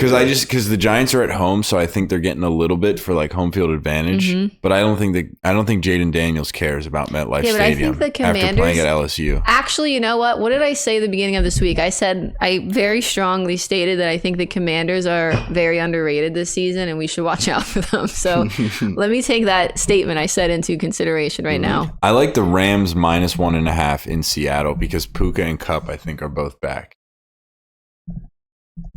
And Stafford's been playing well. Yeah. What do you think about that, Jessica? I like. What do you say? You like the Rams -1.5? Yes. Add it in For Jess's parlay, are we doing the Giants as well or no? No, because I just remembered Rams what I said -1.5. about the Commanders. Yeah. Versus Let's do Seattle. In Seattle. Let's do You have the odds for that, right? Yeah. No. Washington Commanders, New York Giants. Do you think there's probably -100 something, like between 100 and 120. Got you. That's what the lines always are. Yeah. No, I'm not touching this game. What's going on? The Commanders Giants threw me off. I just think the Commanders are kinda going to like blow I them like the out. I don't Commanders like now. the Giants. But it's your bet. I don't think MetLife helps those New York teams. They notoriously suck at The home. only thing that could help them is, God forbid, but injuries, because that turf is Commanders minus 3.5. dog water. I think that's a lock. Same. My last one to finish this off, only because I remembered that I actually watched How them. many goddamn legs? So are we taking the Rams Well, we got off? 6. This Okay. is the 6th. This is the 6th. Commanders. You can do player props. You're going all lines this week, though. Yeah. It's exciting. Yeah, All I right. am. All right. I'm going Eagles to cover 7.5. I like it. Plus 100. And you put $10 on the 6-leg parlay, you could win 462. 10 to win 462. You heard it here first. 6-leg parlay. All spreads. I'm going to place it.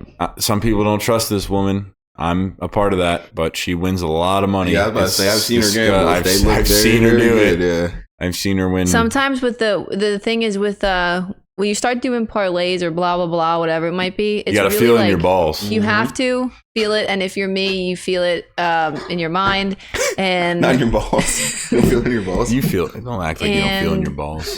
And honestly, no one ever knows what's going on. So feel free to ask the neighbor across the street, hey, what do you think? Over under this game, and then just go with it. Ask See them what their happens. favorite color is, and then pick Yeah. that team's jersey. You're welcome. We'll see what happens. All right. Showski. Love it, love it, love it. Ave, you have 1 minute to talk about NCAA college football. Yes, I don't. This is an awful minute. This is the worst minute of the podcast. So you guys can just fast forward this.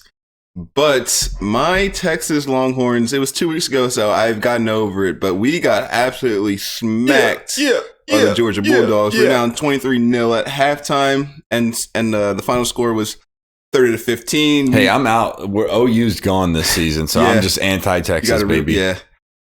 So, we tried everything. We tried even getting Arch Manning in there. Didn't work. It was just a poor performance. Ewers looked bad. Archie looked bad. 30-15. Oh, that was quite a rough one. It's our introduction to the SEC. We just weren't there that week, but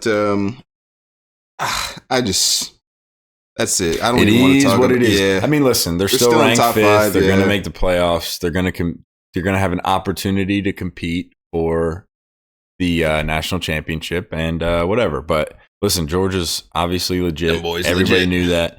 I think Oregon is pulling away as the most consistently good team, but I think I would still put my money on an SEC team over love Oregon. SEC. Unless Oregon's in the SEC now. I have no clue. I don't Who know. knows anymore? Yeah. I think they're in the Big Ten now. Okay, whatever. Even though there's more than 10 teams. The Big 13 or Big 16, whatever it is. That's it for college football. Sad segment. It's only 1 minute. We're going to keep it very, very brief because I'll add 30 more seconds to it really quick. What do you want to say? I'm just going to I'm going to read the ranking. Okay. That was also from, I don't think anything's changed, but Okay. And then, so if it's not this, give us a break. It's close to this. Yeah. Oregon 1, Georgia 2, Penn State 3, Ohio State 4, Texas 5, Miami 6. We are currently watching Penn State versus Ohio State. You will obviously know what happens by the time this podcast comes out in a couple hours, but that's currently the ranking. I don't know how much if the Ohio State Penn State game is really competitive, it's not going to flip that much. no, I don't think so. And the rest of the Maybe teams, Ohio State jumps up or whatever. yeah, the rest of the teams will win. Yeah, only thing that swapped out within this coming week, Texas didn't have a great performance last week, so they swapped with Miami, who's still undefeated. So it's Texas is Miami 5. number 6. And then Miami's Cam number Ward's 5. at Miami. I think Texas is better than Miami, but that quarterback at Miami is very legit. Yeah, Cam he's Ward. for sure. Cool. He's up there in the Heisman running. Abe, I think the best transition here is to go to soccer. Okay. We have a potential Future Bowl? expert that might drop in for that next one. Okay. So if the timing allows, we'll That'd see what be ends up happening. phenomenal. I have no clue. He may Yeah, walk yeah. through the door. He may not. Okay. I would like to open with this here instead of Yeah.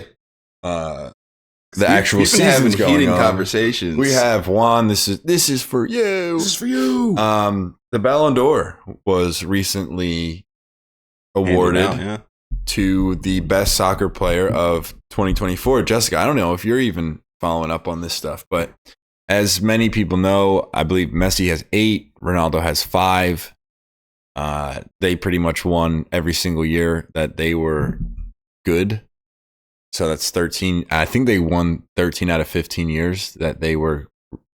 Ronaldo won. Modric won one. And Well, Kaká won in 07. Okay. Yeah, that was 07? Yeah. I thought it was earlier than that. And then Modric won in 18 or 19. Well, what I was going to say is Ronaldo won in 08. That was his first. And then from 08 until 2024 or 2023, Messi and Ronaldo won 13 out of 15. And arguably could have won all of them, except the Benzema one, I guess. But Modric and Benzema won two of those. Lewandowski should have won one as well. In 2020, you're right. Yeah, because they didn't award it, but that would have been Lewandowski. Yeah.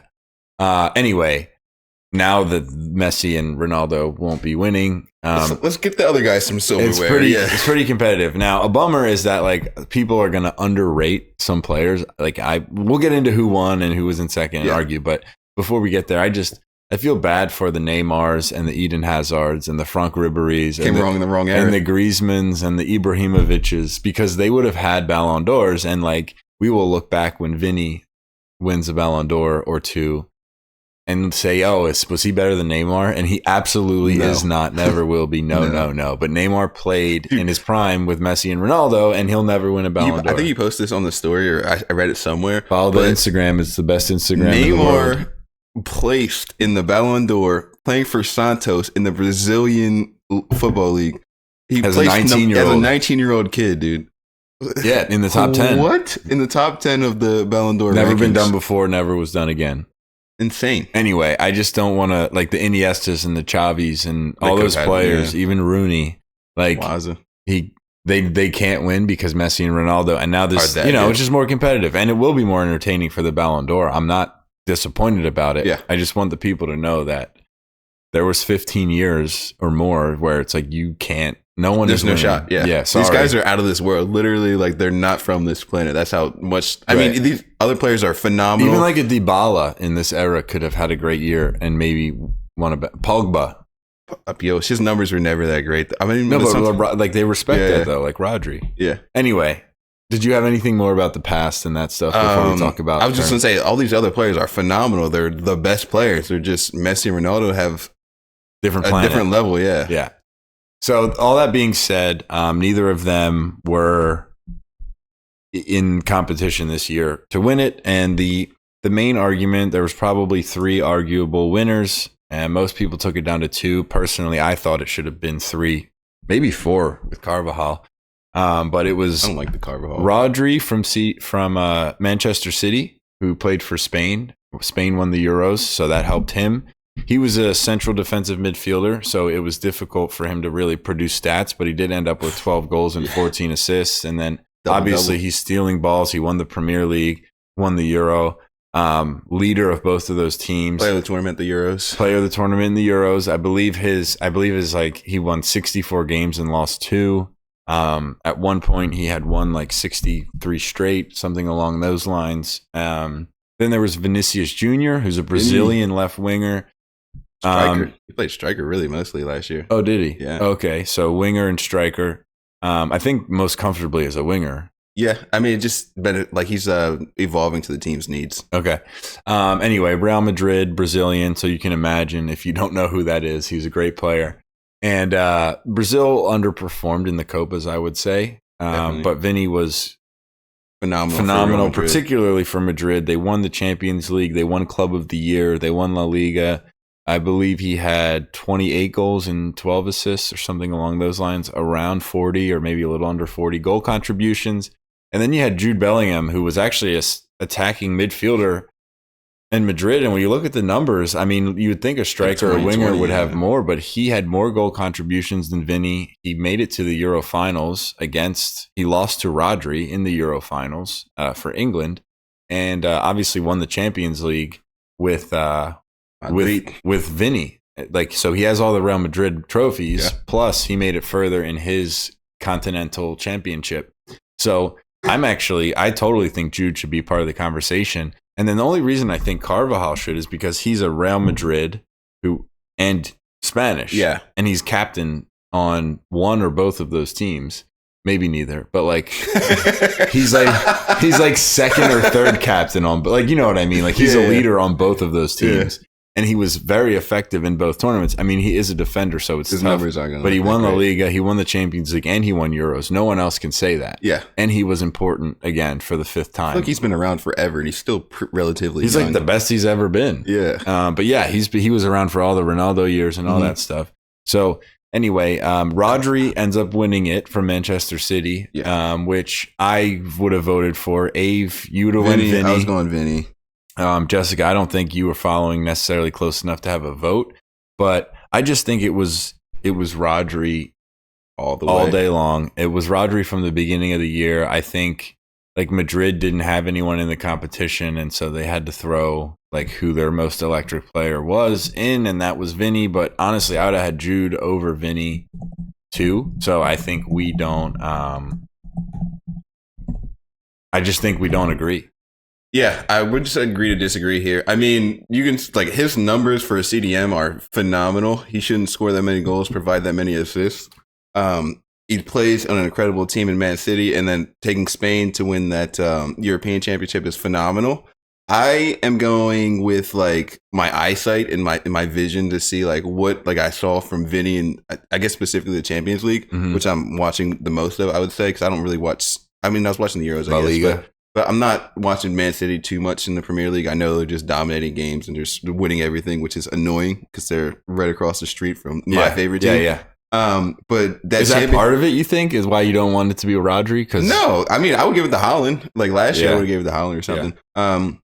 If Messi didn't win the World Cup. But like Vinny was just like the way he plays, and especially in the Champions League, especially for Real Madrid, he doesn't really play the same for Brazil. Like his numbers are like 5 games, like 45 goals in like 40 games. Yeah. But for Real Madrid, I think he's spectacular. And like I watched a decent amount of La Liga games with Madrid and a decent amount of Champions League with Madrid, and he was, electric throughout the whole campaign. So I would have went with him. I like style, finesse. I like that flair. Rodri doesn't really provide that because his position. Not his position. Yeah. But I'm not saying he's not phenomenal. For those who don't quite understand, it's not the greatest analogy, but like it's like a center.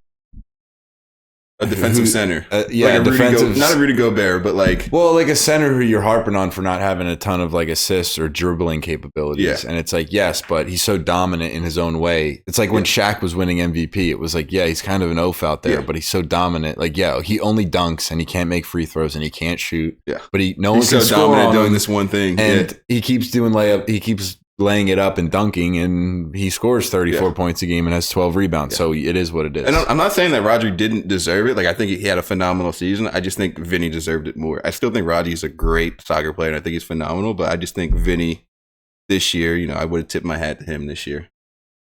Yeah, I guess that's fair enough. Like, I just think, like, from my perspective, and maybe I'm spoiled with the Messi and Ronaldo thing, and like, but for me, it goes back to even like Hazard and Ribery, and like, wingers are supposed to be the guy who is the playmaker and scoring goals. And you even mentioned he's a striker. So like even more so scoring more goals and all that jazz. Mm-hmm.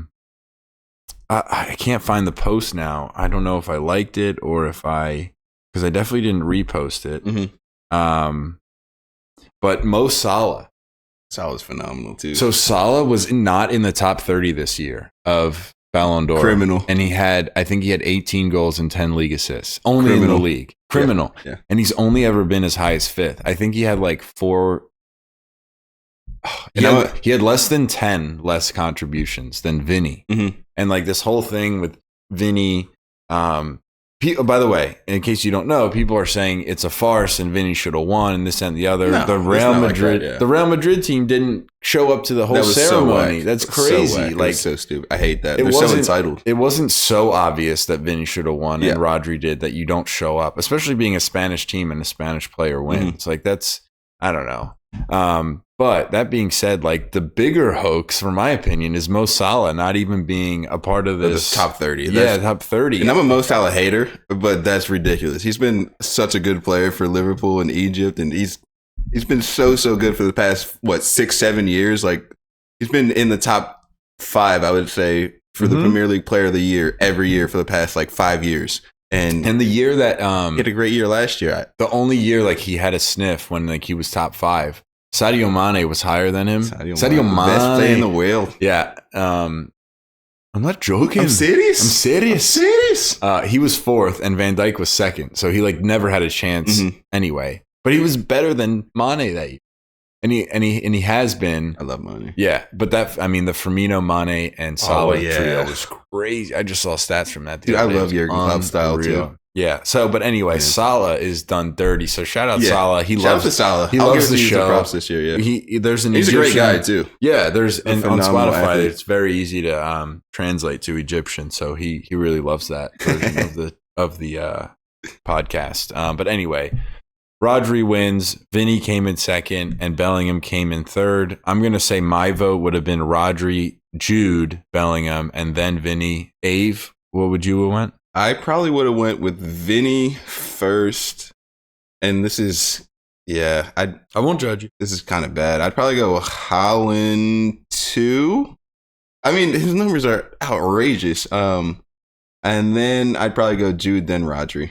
Wow. Yeah. All right, I don't want to talk about that anymore because we can talk about it forever if we did. Yeah. Yeah, it's a bit. Anyway, Abe's got Rodri 4th. Yeah. I don't want to keep arguing over it. Do you want to talk any other soccer leagues? Like nothing. Yeah, I mean, other than the Barca stuff, that's my favorite thing. But I'm happy for you. Something big happened in the past week, which we saw El Clasico. Yeah. In dominant fashion, the team from Barcelona went into Real Madrid, went to the Bernabeu, and actually outclassed Real Madrid. And they're so young. 4-0. 4-0. I think who scored in that game? I think not Lewandowski had a hattie. Not Vinny. Did Lewandowski have a hattie? I don't know. I think Lewandowski had a hattie. Lamine Yamal scored a banger with his right foot. This kid is so young. He's so good. I mean, there's all these comparisons to the former number 10 in that shirt. You hate to see it, but he's at a younger age. Lua had 2, Rafinha had 1. Okay, and then Lua had 2, Rafinha 1, and then Lamine Yamal also had a banger. Lua went 54th and then 56th minute. Bangers. Dude, his second goal was just like class. It was just so calm, so composed. Yeah. But yeah, this kid at 17 is doing stuff that we've never seen before at one of the biggest clubs in the world. Bro, they could destroy. They outpossessed them 58.7 to 41.3. Yeah. They outshot them 15-9, and shots on goal were 7-4. It wasn't close. I will say though, Real Madrid does not care to possess the ball. They're just like an amoeba team. They'll just like play whatever. They played their guys. Yeah, no, they did. They just got outclassed. They just had a terrible performance. And then they went to the Ballon d'Or ceremony and just didn't show up, which was super whack, super entitled of them. And I can't say enough words to say how poorly I feel about that. Them not showing up. And Barca also beat Madrid or Bayern Munich 4-0 in the Champions League. A couple days before that or after that? Before that. Before. Hansi Flick's getting it done. Are we good? I want to say we're good. No, we're good. All right, we're good. Yeah, we had a little. Sometimes we computer sounds happen. We have some computer sounds that are a little sketchy. Yeah. Thanks, Jamie. Yeah. Yeah, but yeah, Lamine Yamal, fantastic. Young guy. I don't want to say the other guy's name that who can compare him to, but I'm not even close to doing that. He looks phenomenal at this age. I mean, I'm just hoping not really the same play styles, but really right wing. He's electric though. He's all right. I got to start watching. Yeah, bro. I watched that El Clasico. I mean, he's the youngest to score in the Euros, the youngest to score in La Liga, the youngest to score in El Clasico, the youngest to like do everything. The only thing is, I'll say he's playing way more than Messi did at this age. I don't know if that was a sign of the strength of Barcelona at that time, but Lamine Yamal is playing week in and week out, and he's pretty much putting in like 7 out of 10s, 8 out of 10s like every single week, and it's insane. I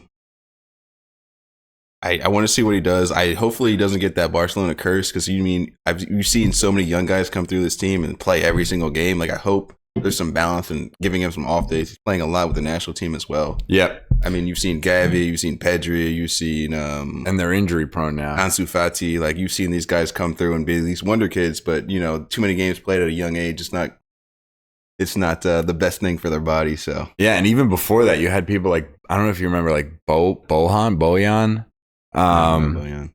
Yeah, that Barcelona academy is great, but you're right. The younger guys, they get a little dangerous. Dude, they have another center back too, Kubarsi. He's 17. I think he's phenomenal as well. Really good. He played great in El Clasico, so I'm going to look out for him. But yeah, they've got so much talent in La Masia, so I'm excited to see what they can do. Yeah. Okay. So Champions League, we did Christian Pulisic, the LeBron James' soccer. Olympico in the Champions League. Did you see that? I did not. That's how he scored? Yeah, he scored on the corner. Oh, wow. Oh, yes, I did see that. Yeah, he scored on the corner. So they won 1-0. He's great, dude. He's been playing really, really well. He could have been in the Ballon d'Or conversation. Obviously not to win, but like, was he? I don't think he was even a candidate. Like, I think he could have been. I think he had double digits for goals and assists last year. Yeah, I think he could have been invited to that if it were up to me. But I mean, I'm a little biased over here, so I would put him in that category. But yeah, he's been playing really well since he transferred to Milan. Yeah. And then Premier League, kind of status quo. Man City's on top. Liverpool's trailing them. Arsenal's slightly underperforming, but like staying in the mix. And then, as have gone the past couple of years, Man City lost today. Let's go. Is Liverpool on top now? Wow. Breaking news. Man City loses. Liverpool's on top. And great segue because we have our expert for Formula One, which is up next. So he'll probably come sit right down here in the middle. The big man's here. In about 2 or 3 minutes. But he just helped us out on a Premier League stage where he let us know that City lost today. So Liverpool's now on top, then City, then Arsenal. And I have a question. You have your Tottenhams and your Uniteds following. Oh, no. We're in like 14th place, brother. I just believe in United. You guys were talking about... Hold on. I know I don't... I have to pee. You want to come take my spot real quick? That's really rude. All right, go ahead. I was speaking. Sorry, Jessica. The Ballon d'Or. Yes. I never ever talk about when you guys speak on soccer or football, however you might prefer. I'm just curious because I do not, no offense, because actually I can say this. I don't watch women's sports. And I know that I got breaking news on my phone, just put it back when I saw it. Didn't really know what it meant, but... Bonmati? Bonmati. Like, what is that something that you guys are like, wow, she's so good? Oh, she's phenomenal. So, play with her in FIFA. Okay. So Aitana Bonmati, she plays for Barcelona and she's Spanish. She's a central midfielder. She won back-to-back Ballon d'Ors. Barcelona won the Champions League, La Liga, and Spain won the Euros. So that was a dominant year for Spain in women's soccer and men's soccer, honestly. Bonmati was the key player in the midfield for them both this year and last year. But actually, there's also Alex Putellas, who won back-to-back Ballon d'Ors for Barcelona, either the 2 years, like 3 and 4 years ago, or roughly, like it had in the happened. Same range, yeah. And then in the same team. But then a little third piece about that Ballon d'Or, Jessica. All 3 candidates were from Barcelona women's soccer, which hadn't happened since Messi, Iniesta, and Xavi in 2013 or something.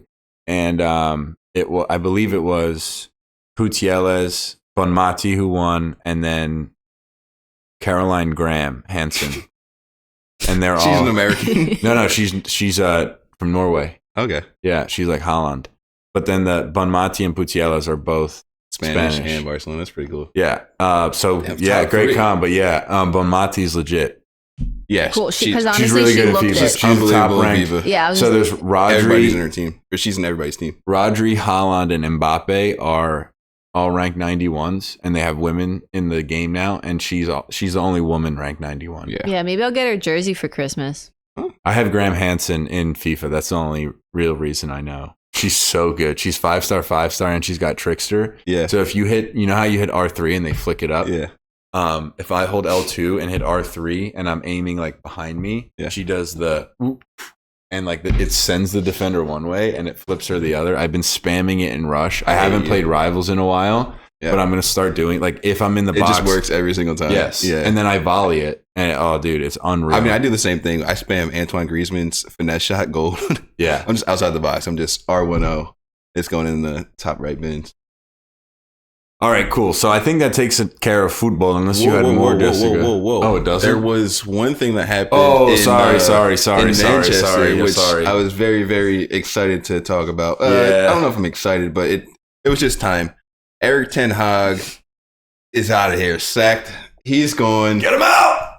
Get him out! This guy, man, I just hated his responses after like every single loss. He'd be like, "Oh, we played well. We deserved to win. We deserved to win. I won 2 trophies. We deserved to win." Every single week, week in and week out, he had the same excuse. The team was just so poor. They just disorganized. Just everything was just bad about the end of his term as manager. But he's finally gone. He's getting replaced with Ruben Amorim. He's a Portuguese guy. Ruben Amaro? Yeah. Put him in there. Portuguese guy. He actually played with Ronaldo back in the day for Portugal, but he's at the helm at Sporting Lisbon now, and he's expected to take over Manchester United at the end of the month. So I'm excited to get him in. Portuguese guy. We've got Bruno as a captain. Yeah. See if they mesh well. We got Diego Dallo as well. Portuguese right back. So I just think they need more of a big name. No, not a big name. I want Tuchel so bad. I just think they need a team. When Manchester plays, it's like Garrincha's trying to do his thing and Rashford's trying to do his thing. And, what? Garrincha. Sorry, Garnacho. Bruno Fernandes trying to do his thing. Like no one. Anthony, if he play, it's like they're all. They have talent. They're just so not the best talent, but they have enough talent to win games. They just don't play together. No, they don't play together at all. I love Bruno, but like the way he presses teams, I feel like leaves us at a disadvantage, especially if we're playing 2 in the midfield. He'll just like press their goalie, and then there's just 2 in the midfield, and then we just get destroyed that way. So like they're just not cohesive as a unit. They don't play together. At points, they can be great because of their talent, as you said, but like they're just not in sync with each other's games. Yeah, I mean, I find that, and I could be wrong, and I just don't follow them enough, but I find that Bruno carries the ball into the, attacking third, but then often makes the wrong decision. I've seen him take long shots where he shouldn't, and I've seen him try to make cheeky passes where he should have maybe just shot or just played it wide. And listen, I'm not in a position as somebody who doesn't play to criticize a professional center midfielder, but that's the most critical part. I mean, it's fun to be great in FIFA and to be a 5-star skiller who's fast. Like that's who you want to use in center mid in FIFA. But in the real world, a central midfielder needs to be Toni Kroos. You need to make the right decisions. You need to make great long balls. You need to be able to take long shots. And I think he's very skilled. I don't think he plays the right game sometimes. So I get what you're saying there. I just think he's our creative player in the midfield. I think you have to give him that leeway to make mistakes because at one of those passes is going to be a phenomenal pass. One of those shots is going to go in. I think you should just watch KDB a little bit more because that's a guy who does that balance well. Like he plays that Travella ball through 3 defenders that ends up on the other side of the defense and Haaland runs onto it. That's what Bruno wants to do. Right. I just think he chooses the wrong times. I got you. I would say that KDB's got probably maybe a higher work rate than Bruno, even though Bruno does press. But I would say that also he's backed by Rodri in the midfield. Who's Bruno backed by? So like he doesn't really like all of his mistakes are just like taken care of. Yeah, you're right. And then for Bruno, if he makes a mistake, it'll be very, very costly. Like he should have that freedom, but in the team that we have now, he doesn't have a player that will have his back if he makes a mistake, and he's out of position to get back, and then we get capitalized off of that. So yeah, okay, that's what I would say. I guess that's fair enough. But yeah, Ruben Amorim coming into Manchester United squad as a head coach. All right. Well, there goes soccer. We have a brief break here, but we will be back with a special guest, and we'll be covering F1. In a blow of a whistle, we will see you. All right, and we are back with F1, and we have a special guest in the building. We got Pierre. First time on the show. I know he listens to every episode, though. Every one of them. An absolute legend is in the building. Thank you for gracing us with your presence. Oh, so you're welcome anytime. I'm not sure how I got here, but So we've missed a couple of races, Ave, but we want to talk to people through what they have missed, and then we can get into the nitty gritty and the fun stuff about what is ahead of us. Definitely. So we missed the Texas race, and then last weekend we had the Mexican race, the Mexican Grand Prix. In the Texas race, we had a 1-2 from Ferrari. We had Leclerc finishing first, and then Sainz in P2. Verstappen got P3, and then Norris all the way down fourth. Norris actually finished ahead of Verstappen, but because of a penalty served, his timing actually put him behind Verstappen for this race, so he finishes in fourth. And then finally another McLaren driver in Piastri with the fifth place finish. That's all that really happened in the Texas race. And then in the Mexican race, do you want to talk about this one, Lou? I don't. Okay, he does not want to talk about this one. But the results are, for the Mexican race, were Carlos Sainz, P1, Lando Norris, 2, Leclerc in 3rd, Lewis Hamilton 4th, 5th, George Russell, and then lastly we had Verstappen, which is quite interesting that Verstappen only got a 6th place finish there. What do you have to say about that, Pierre? Well, before we get Pierre say, I do just want to say that means that the sideline banter Verstappen curse lives still on, going, yeah, because he has not won a race since we started the podcast, which is pretty incredible. Since June, since the month of June. I guess I think it's the 8th or 9th Grand Prix that he has not won a race. So. But he's still leading by 50-some points, I think. So how many races are 3 or 4 races are left, and it's still going to be tough for him to not win the championship for a 4th time in a row. McLaren has been doing a great job this year developing the car, but they had a pretty big hiccup in Austin with a double 1-2 finish from Ferrari, which took away a lot of big points for McLaren. And in the meantime, Ferrari passed Red Bull in the championship, so they're second. And also in Mexico, with the 1-3 finish, also got a lot of great points toward the construction championship. So they have actually, Ferrari has a shot to win the championship on the constructor side. Leclerc is still in the running. He will have to almost win every race from now on to have a chance. But it's going to be a hell of a end of the year for the F1. So it's great to see. Definitely a lot more exciting than the previous couple of years been because of Verstappen and Red Bull's dominance. But it's like you said, it's really good to see that all these teams and drivers are performing this year. It's going down to the wire. Well, the biggest issue with Red Bull, they should have won this championship easily. The prime, they have a second driver that is not not up to speed. He's not up to speed, that's for sure. That's a nice play of word here, not up to speed. But you look at every team, the first and second drivers, if there is such a hierarchy between first and second, they're very close, within a few tenths. Right. He's almost half a second to a second slower than Verstappen. Verstappen is a really, very good driver. Might be one of the best ever.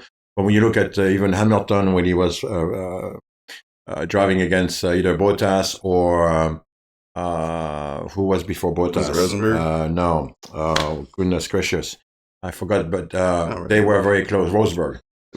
They were very close, and there was that superiority that last year Verstappen almost won every race of the year. Is there anyone that could be within 0.1 or 0.2 of Verstappen if they were on Red Bull, though? Like, if they're on the same car, a guy like Hamilton, Leclerc, or Norris will be very close. They will give him a run for his money. He would not be as superior as he is compared to Perez right now, that's for sure. Perez is not. I think he brings a lot of money from the Mexican from Mexico, and that's why he still has a seat. Helmut Marko, who is the driver development manager for Red Bull, doesn't have a lot of nice things to say about Perez these days, and they are talking about Lawson maybe moving into his seat next year, or we'll see. Or maybe Tsunoda. Tsunoda has been making some mistakes lately. Right. I think he's pushing very hard to try to get the seats. And he's already in a Red Bull car, technically, right? I mean, it's not the same car as the Red Bull. He's in the family, but I think it's a big jump from Racing Bull to Red Bull, unfortunately. Yeah, I agree. So a big thing that we've been talking about, and we can talk about this weekend's races right after this. But bigger picture, obviously Verstappen is the best driver out there right now. McLaren, though, with Piastri and with Norris, have made a huge climb, but it's been sort of the second half of the year, or maybe not second full half, but like the first third of the year was still Verstappen dominating. Yeah. I'm interested in like next year, what you think may come as far as like, if you look at the Constructors' Cup, McLaren is leading the way. And these two young drivers for McLaren, other than Verstappen, really have been the ones dominating F1 this year. So do you think McLaren is in a position to start wiping the floor with Ferrari and Red Bull and Mercedes based on the two drivers they have and the fact that So young. they are winning the Constructors' Cup as a team this year? So if Verstappen wasn't so dominant to start the year, realistically, McLaren might be running away with this already. McLaren may have the best duo of drivers right now with Piastri, even though Piastri is his second year as a driver. But he's very calm, very good. And he's giving Norris a run for the money. Actually, this morning on the sprint race, he let Norris pass, even though he was leading, because Norris is the closest one to Verstappen for the championship. So every point counts.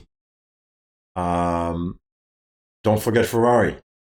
Ferrari has a great Leclerc and Sainz won last week and won heavily, even against Leclerc. Leclerc couldn't keep up with him, and Leclerc finished third because he made a mistake, couple laps before the end of the race. But it's if Ferrari does well today or tomorrow, I should say, in Brazil, the championship is going to be pretty close. I'm not sure the difference between the first and second on the constructors, but it's getting closer and closer, especially for the past couple of races. It's within 30 points. And 30 points. 28 points right so now. So you're talking about 25 and 20, 25 and 18 for first and second. Yeah. Is that, what is that, 43 points? So in one race, it could be number one. Yeah, you can swap it out. If McLaren doesn't score any points. So it's going to be a close finish. It's going to be great to see. I can't wait to see every race, every practice, every sprint race, everything. So. And where are they this weekend? Brazil. Yeah. The home of Ayrton Senna, which is his 30th anniversary of his passing in Imola, unfortunately. So we have somewhat of, not, I guess, breaking news because it kind of just happened. But you mentioned this morning with Piastri letting Norris pass him. Joel Embiid sent out a tweet after watching that, and he said the FIA really hates. Oh, sorry. I'll just swing it over to Jessica for this news. You already said it. I thought you were helping us out, but no, I was. Jessica's gonna hop in and give us some breaking news. What do we got, Jessica? No, it's not. No, I don't want to do it. Keep it going. Let's do it. This afternoon at around 11. So I think the race was still going. Yeah, the sprint race. Okay, yeah. So and actually, I brought this up because I knew we were gonna have Pierre on the show, because when I first read it, I had zero clue what he was saying. I was like, I've never read it. I might as well be in a foreign language. And then I Googled it, it made a lot of sense. I could do it in a foreign language if you want. Oh, that's perfect. You can do that. So Joel Embiid tweeted, the FIA really hates Max, LMAO. They allowed McLaren to switch positions before they dropped the VSC. Virtual safety car. Yeah. So I had to do a few, what is FIA? And I was like, oh, okay, that's awkward. It's F1. And apparently Max is frustrated the way Embiid assumed he would. Yeah. So I didn't watch the sprint race. Did you see this happening? Yes, I did. I did watch the sprint race this morning. So what happened is Hülkenberg's car engine let go within 3 or 4 laps to the end. And he parked the car in a pretty awkward position next to the track, and so the yellow flags were there, and they had to bring either the safety car or the virtual safety car. So I believe they started with the virtual safety car, which is every car has to drive 75 or something, whatever, like 80% of the speed, and but they have to stay where they are. And but just prior to the lap prior to that, Piastri let Norris pass in front of him to win the sprint race and get the 8 points instead of the 7 points. in order to get closer to Verstappen, Yeah. who was fourth at the time. Yeah. And then while the virtual safety car was on, he may have didn't exceed the speed limit or something, that he didn't do the lap in a timely manner, and he got a penalty for it. Verstappen did. Okay. So I don't think the FIA waited for Norris and Piastri to change place. Yeah. They were hoping for Hülkenberg to move the car out of the way and not have to bring in the safety car, because there was only 2 laps left. Right. And if the safety car comes 2 laps left, the race is over. So they were trying to come up with a better decision. I don't think it was biased against Max. Okay. That's very interesting. Especially Embiid. I'm glad that he's very interested in this sport, because me and Luke have been for the past 4 or 5 years, I've really gotten into it, but I love to see other celebrities, paying attention and seeing what's going on. But I'm glad to hear that it wasn't a biased reaction. It was just like the events transpired in that way. Yeah. It may seem like it was kind of against Max in this way, in this specific situation, but it wasn't. It was just, that's just what happened in the race. Yeah, I don't love that Embiid loves Madrid, but it is fun that he follows other sports that I like, and then also is like good friends with Pogba and supports France and stuff like that. So that is cool. Anything else from F1 that you had, Ave? We got the expert here, so we might as well pick his brain. So I was going to say on that, the 30 years since Ayrton Senna had passed away at Imola, I thought that it was pretty cool that Lewis Hamilton will actually be driving one of his cars that he drove in Formula One around this famous track in Brazil to honor him after the race, which I thought was pretty cool. I just saw that today too, that he brought I believe it's a all white car to not bring the old advertising from Marlboro back in the day. Where he's going to wear his helmet. I don't love that. The yellow helmet of Senna. I've seen that video hundreds of times of his crash in Imola, which is pretty. That weekend was pretty terrifying. I know. Because the 3 enormous crash, and 2 people died that weekend. Right. Someone died in practice as well, correct? Yes. Or qualifying. Roethlisberger, I believe his name is. I might butcher that. And then Rubens Barrichello crash. Close. Very, very lucky he walked out of it. But that was, and then on Sunday, of course, we still to this day don't know what happened to Senna's car. I know. That he just went straight. He just went straight on that turn, and nobody knows why. There's no brake lockup or anything steering lockup. They just. And you can see he had a bad. I mean, even before the race, you can see his demeanor. He was not there. He was thinking about the Austrian that passed the day before, I think, during qualifying, and he didn't feel good. But that's super interesting. Those cars going at 300 kilometers an hour, 200 plus miles an hour. I mean, it's one mistake and you're done. It's something I never ever thought about, just coming from the sports psychology field and mental health being really big in a lot of physical contact sports right now, or sports in general. It didn't even cross my mind with a Formula One driver how dangerous that is. Do you know who that is? No. He's the best ever? True. Senna? Not like as far as gifted driver, maybe Schumacher and Hamilton, but probably Senna. Senna may have been the best driver of all time, especially on the one lap. He had I think he has 65 poles with, I think, 30-some victories. He raced against Alain Prost at the time, who was called the Professor, who had more victories than him, a lot less poles, but he was more managing his race. Senna was all in at every lap, every turn. He was the fastest all the time, but he would not take care of his tires maybe as much. But he would overrun the machines. Overdrive the car. That's the problem. He broke a lot of machines. Didn't have a strategy. He put his head down. Mike Kirby. You look at Senna in Monte Carlo. Yeah. In the rain, maybe, and he would say says that he didn't think about the racetrack. He was in a different dimension. He will hold his breath during at the start of the lap and not breathe until the end of the lap, which is like a minute 7, I think, at the time, or maybe a minute 10.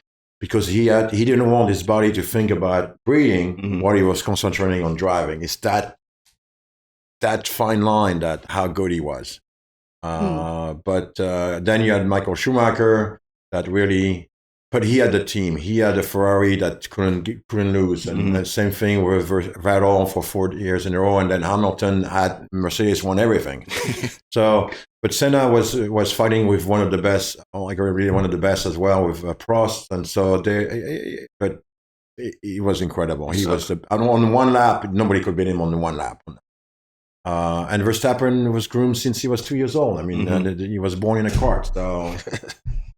His dad was supposedly very, very hard on him, very hard. And like today, when we're watching right now, it's raining, and there's Max Verstappen raining. He will do laps after laps, and even in the rain, didn't stop. So he loves racing so much. I know, like even when he's off the racetrack, he's always in the simulator. Like he's just addicted to this. He will not stop till that's why he's so great, and that's what makes such a fantastic driver, is because he's relentless in his passion. He's just so passionate about it. Yeah, I don't know if you know this, Papa, but Max, like, he'll do simulated driving, like video games, all the time. And he's, like, ranked in the world for that, too. He just loves racing. Avery mentioned, I don't know if this is, like, something you heard or just something you feel or whatever it is. I've heard, yeah. But he thinks Max, because I was surprised because he said Max is going to do, like, rally car or something like GT3 racing. I don't think he'll be in Formula 1. And I was like, but isn't Formula 1 the number one drivers? And he said, yes, but Max is he gets bored and he gets very competitive. And so if he keeps winning in Formula 1, he'll just go do something else. And right now he's a ranked simulator racer I mean, it's still racing Formula 1, but it's in a video game. So there are intricacies that are different. Well, he's definitely a very good driver. He has never done anything else, though. He always done open wheels, which is go-karts, and then going to Formula 4, 3, 2, 3, and 1. 3, 2, and 1, I'm sorry. Maybe 10, 12 years ago, Kimi Räikkönen retired from F1, went into World Rally Racing. Couldn't win. Really? Couldn't win, and he was a world champion in 2007. Some did NASCAR, no? Some did NASCAR in the win, and some did the IndyCar. Very few of them won. It's because you have to be in the sport for so long to really understand the cars and the strategy behind it, because you go IndyCar is totally different than Formula 1, even though the cars look the same. Yeah, right. But there's so much strategy behind it because the races are so long. It's not pure speed. It's a lot of strategy on tires and fuel management, because the cars are very close. NASCAR is totally different racing. And World Rally Racing, I think those might be the best drivers. I think so as well. Ever. It's so dangerous. I love the old clips where there's just no safety regulations, people on the track, commotion everywhere, and they're just so on it. It's absolutely incredible to watch those. And every turn, the asphalt is different. There is sand, there is dirt, there is snow. The road's not smooth. Never. And it's really... when you watch this, I try to watch it as much as possible as well on TV, and you have in the car camera, you see that driver, his hands don't stop moving. Yeah. Whereas in Formula 1, those cars are so perfectly tuned to each track. Yeah. That they almost can close their eyes. There was a show a couple of days ago I saw last weekend where they didn't show the track, just the sound of the car shifting gears and accelerating, that the drivers knew what track they were on. Oh, yeah. Oh, yeah, that's the best. They'll just put headphones on even. Like they put headphones on and they go, oh, this is that track or whatever it was. But I don't want to get too far off of the rally car thing, because my favorite part of those are the coaches. And they're sitting in the passenger seat. Hard right. And for those of you that don't know much about rally cars, it's essentially off-roading. I mean, they are going as fast as they possibly can, but on dirt roads or like very small one-way, and they're just ripping through a lot of Subaru. I mean, it's all upfitted, and none of it is like actually any standard sort of car, but I think Subaru, Toyota is a big part of that racing, but really, really, really entertaining. I mean, they get off the ground sometimes when they go over hills. So very, very intense. I think the point you're making is that there's so much that can go wrong, and there's so much variability to the track that those are truly the best drivers as far as how they can control and drive with speed through that terrain. So the co-driver is the guy who's going to read the logbook. Yeah. And the driver has to trust him, because the co-driver is telling him what kind of turns are coming up and what speed to take that turn, what gear to take that turn. Because they all those notes, and so all the tracks, all the roads, they're roads, they're not tracks. They drive them a couple of times before the race, and they take notes, and the driver he just focus on the road, listens to his body to at what speed he can take that turn, and that's it. The teamwork is absolutely amazing. But I will never be on the right side. There's no way you'll see me on the right side. I couldn't do it physically because I think I would get so sick in the car being bounced around like this. It's a lot. But I don't know if I could trust somebody to go that fast in between trees or ravens or whatever. See, I feel the same way. I would obviously get sick, but I was going to say the only way I could be the co-pilot and like trust someone to be driving and just take my word would be him. But I would blow it. I would be like, shoot, I said right, I meant left. You just fall off a cliff somewhere. And then he's looking at me like, seriously? And I'm like, yeah, sorry. Because I mean, growing up, this is the classic, like, go get me the hammer from the garage. And I run with a screwdriver. Exactly. And he's like, how can you be that dumb? So yeah, I would be his co-pilot. I don't know if he would want me to be his co-pilot. But yeah, so I don't want to backtrack too far, but Jessica found something pretty cool with Senna about it. Ironically, it was exactly what you brought up about his mind state and his like the zone or the flow state that he comes in. She actually sent me a video maybe a week ago, and it's a video of him driving, and it's I believe he's speaking over the video, talking about the feeling he has when he's driving. I believe it's the Monaco race. So do you want to try to play that into your microphone? Yeah, I could. It's the 1988 Monte Carlo Grand Prix, where he actually says that it was before flow state, mental strength for sports athletes even became a thing. And he just describes a state where he literally says his consciousness his thought disappeared and just completely the moment took him over. Let me see if I can play this whole thing. It gave me chills when you said that, because I've seen that many times, and it's impossible. What he's doing is almost impossible. Mm-hmm. It's on mute here, but she'll play that. You can't think that fast. You have to be totally in the zone. A part of the track. Right. All right. That day, I suddenly realized that I was no longer driving conscious, and I was in a different dimension for me. The circuit for me was a tunnel, which I was just going, and I realized I was well beyond my conscious understanding.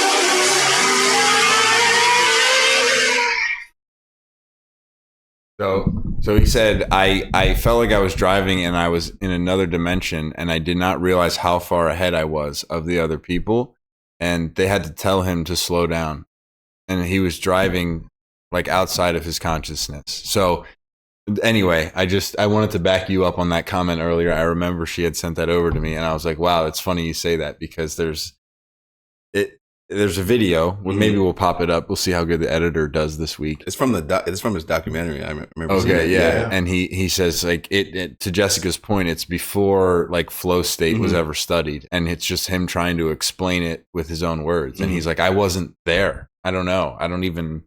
He doesn't remember the turn. Doesn't remember anything. Correct. You used to call me. Now listen, I'm no Senna. Like, I even obviously racing, but baseball wise, I'm not even close to him in racing. Not ever. Not even. Whatever. But he used to call me and say, hey, how was your game? And I used to sometimes have to say, I don't really remember. Like, I hear my stats, and he'll be like, yeah, but talk me through it. I'm like, I don't remember what happened. I just know that I pitched for 7 innings and I had 8 strikeouts and they scored 2 runs and they had 4 hits and it was a quality start, but I don't remember. I really didn't remember. So I can imagine in racing with the turns and the feeling you get after doing it 50 times in a row, it's probably even more like psychedelic to a sense, where you're just like he said, I was in another dimension. I didn't even know how far ahead I was. No one else existed. Nothing existed. I was just a part of this vehicle. It was, so I can relate to it to some extent, but I'm sure racing in Monaco is a different beast. Yeah.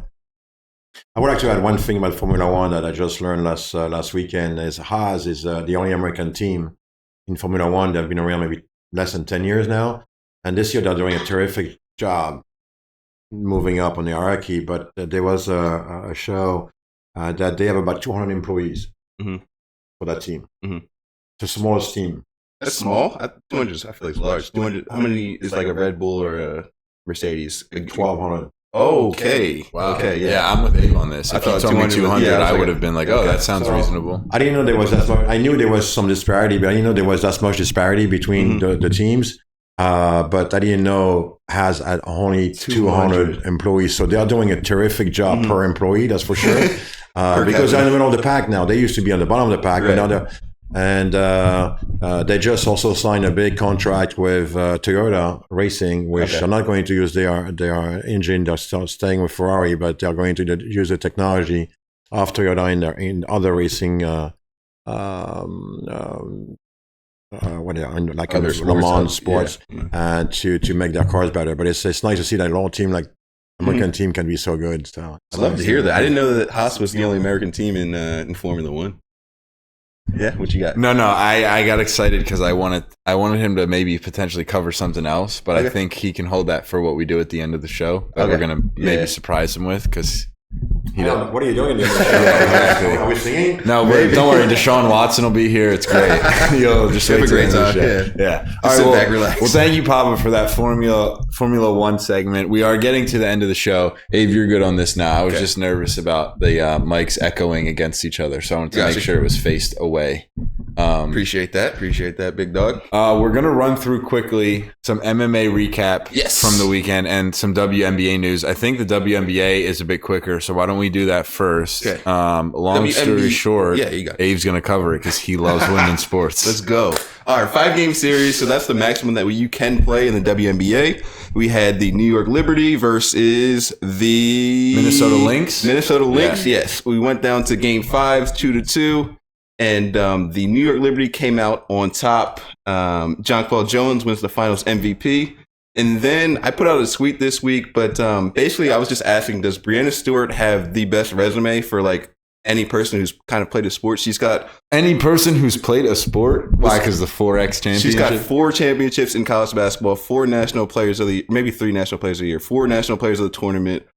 She's got, I think, 3 or 4 WNBA championships. I know, I thought this was her first because she said I want to come she to won New York 2 and with Seattle. Oh, so she got traded or free agency? I think it was free agency. Yeah, so she's got. I heard her say, "I want to come to New York and win it." Yeah. I thought that was like that's where she started, and then she just hadn't won it yet, and this was finally her. No, so she's got a phenomenal resume. What about Magic Johnson? Or like Kareem. Or I was going to say Kareem's probably up there too because he's got, I think, 4. But that's crazy to win 4 national championships in college and then two or more in. Yeah, I don't know if you know who Breanna Stewart is, but she went to UConn. I think UConn's the best women's program. Yeah. They won I don't think they lost. I think they lost one game while she was there.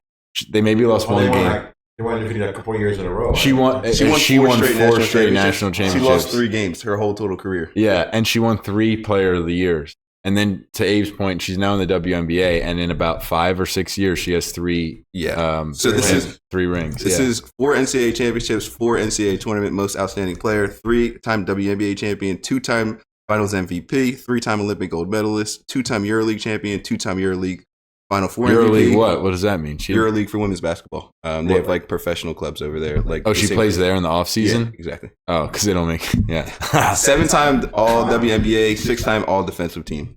So her resume stacks up. She's definitely good. She always has been since UConn. She's been incredible. Isn't it funny though how we're so quick to be like Caitlin Clark's the GOAT? She kind of still is though. She is like performance wise, but like title wise, she's nowhere close. No, absolutely not. Because at Iowa, if Caitlin Clark played in Connecticut, she went to UConn. If she went to UConn, she did. She got recruited. No, obviously, yeah. Everybody's looking for her at that point. But if she went to UConn, she'd have had 4 chances. There's no way that UConn. I don't know if it's 4, but yeah. I mean, she probably would have won. How could it not have been 4? She took Iowa to the championship, and they played against UConn. Yeah. It's like if you took the best player of UConn Iowa. had injuries as well. So like you don't know what happened. It wouldn't have mattered. Yeah. That's how good she is. But yeah, she's phenomenal. But Breanna Stewart's resume is... Yeah, Breanna Stewart is better than you. Historically, you would know better than me. Do you have her over... You have her over everyone currently playing in the NBA, yeah. Because just resume wise, there's only the girl who won the MVP. Jonquel Jones for the New York Liberty. She's the center. She didn't win MVP this time. Of the season or of the Of championship? the finals. Yeah. No, the season. Asia Wilson. Asia Wilson, yeah. From Las Vegas. And Las Vegas. Clark won the rookie. Rookie of the year, yes. And she Has plays Brianna on the- Stewart won MVP of the Yeah, I think WNBA it was before? I think it was 3 times. Oh my god! Okay, I'll just give you 2 names and you tell me better or worse. Women's basketball, Maya Moore, better. Candace, She had a longer career. Candace Parker, Better. Okay, so she's the best. Yeah. All right, moving on. Brianna Stewart is the best women's basketball player of all time. Yeah, and the most winningest. She's like Tom Brady of women's basketball. Caitlin Clark will be by the end of her career, as far as like accolades wise, maybe. She's just got to win individual championships. accolades. Yeah, wise. individual accolades for sure. It's tough. It's tough. But you don't know how it'll plan out as well. Like something can go. Fun awfully fact wrong, about but- her. She's one of only 12 players to have won an Olympic gold medal, WNBA title, FIBA World Cup gold medel, and NCAA title. I'll be honest, 1 of 12 seems like a lot. That's what I thought. But I just went to assume UConn. she. Yeah, they also went to UConn. Yeah, exactly.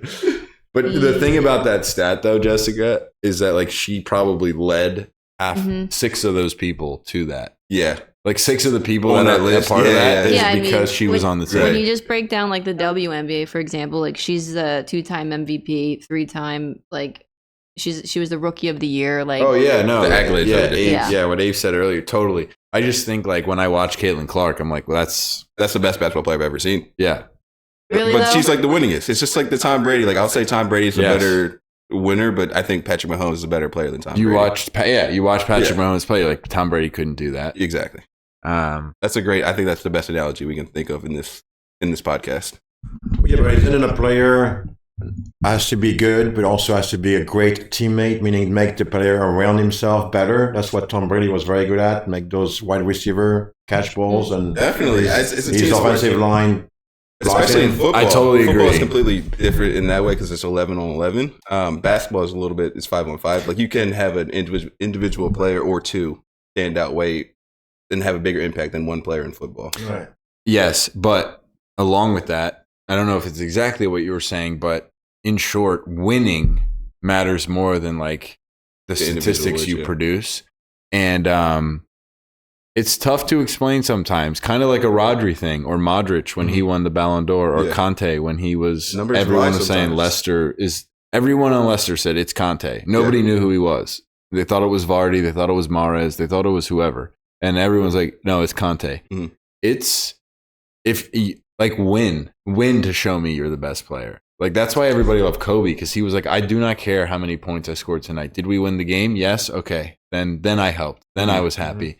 So I think that's a good point. Like at the end of the day, and listen, Caitlin Clark went to Iowa and took him to the national championship. So she's not a winner by any means. But to your point, Brianna Stewart absolutely is. And it's like, oh, okay, Caitlin, you dribble quicker and you are a faster athlete and you shoot threes, which are Playing for one thing, though. pleasing on the eye. Yeah. But guess what? I win. Yeah. And at the end of the day, I also average, by the way, 25, 10, and 5. Yeah, like yeah. I'm not any Joe Schmo who just happens to be on good teams. Like I'm the best player on the teams that are winning. So Brianna Stewart's a king.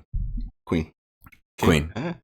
All right, real quick, some MMA, Ave. Yeah. Francis Ngannou back in PFL, action. yeah, he's in the PFL now. He, I think this is his second fight in the PFL. He's coming back from this knockout against. He got knocked out in boxing by Anthony Joshua, but he's fighting in his I guess his home sport is MMA. He's back. He got a knockout in the PFL. I thought it was a very good win and it was a very emotional one. During the lead up to his camp and even before then, he lost his 2-year-old son Kobe. He was very, very emotional after the fight, dedicated that fight to him. I think he said he's not going to fight anymore after that, but if that was his last fight, kudos to him. Just walk off into the sunset. But it was. I don't think he should fight anymore. He's a heavyweight guy, very prone Bad to things injury. He walked across like the deserts of The craziest Africa story, just yeah. to get any glimpse of opportunity and freedom. Somehow made his way to the United States, met Dana White, started fighting, is a gajillionaire because of it. Yeah, he's in Walk movies away. now. Yeah, Walk away. yeah. I would love to see that, but I would also love to see him fight again because he's an awesome dominant presence. Yeah, I mean, listen, it'd be he's fun to fun. watch. But he's earned every right to step away if he does. Yeah, I totally agree. That was awesome that he's making huge money now, and I'm very, very excited and just like happy for him because, like you said, of his journey. Right? Cameroonian, yep. His story's incredible. They're going to make a documentary for him, and it'll be insane. Yeah. Yes. Yeah. Yeah. His documentary is going to be incredible. And Bieber was a volleyball player until 16. And then soccer, I think Olajuwon went over there and was like, you got to play basketball. Yeah. So you mentioned he won. Yeah. Which was nice. But somebody who usually wins, we're used to watching win, actually got knocked out. And this is my favorite fighter in MMA, I would say. And he's never been knocked out. He's absorbed the most significant strikes. You think more than Ferguson? Yeah. It's like 2,000 something. There's actually statistically. Yeah, in his career. Okay. He's the most hit fighter ever. Never been knocked out. Never been knocked down. He went up against Spanish powers, Georgian power, Ilia Topuria for the featherweight championship, and he just got knocked out. TKO victory for Topuria. Yeah. He was fighting well in the fight. The power is just real for Topuria. Holloway's got to be close to the end of his prime. He's 32.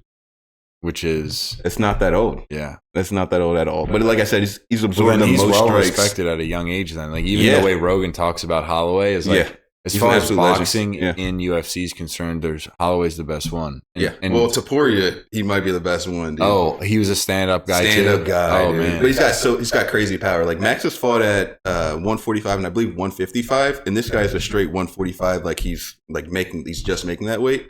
And he knocked out Max Holloway. It's a guy that never gets knocked out.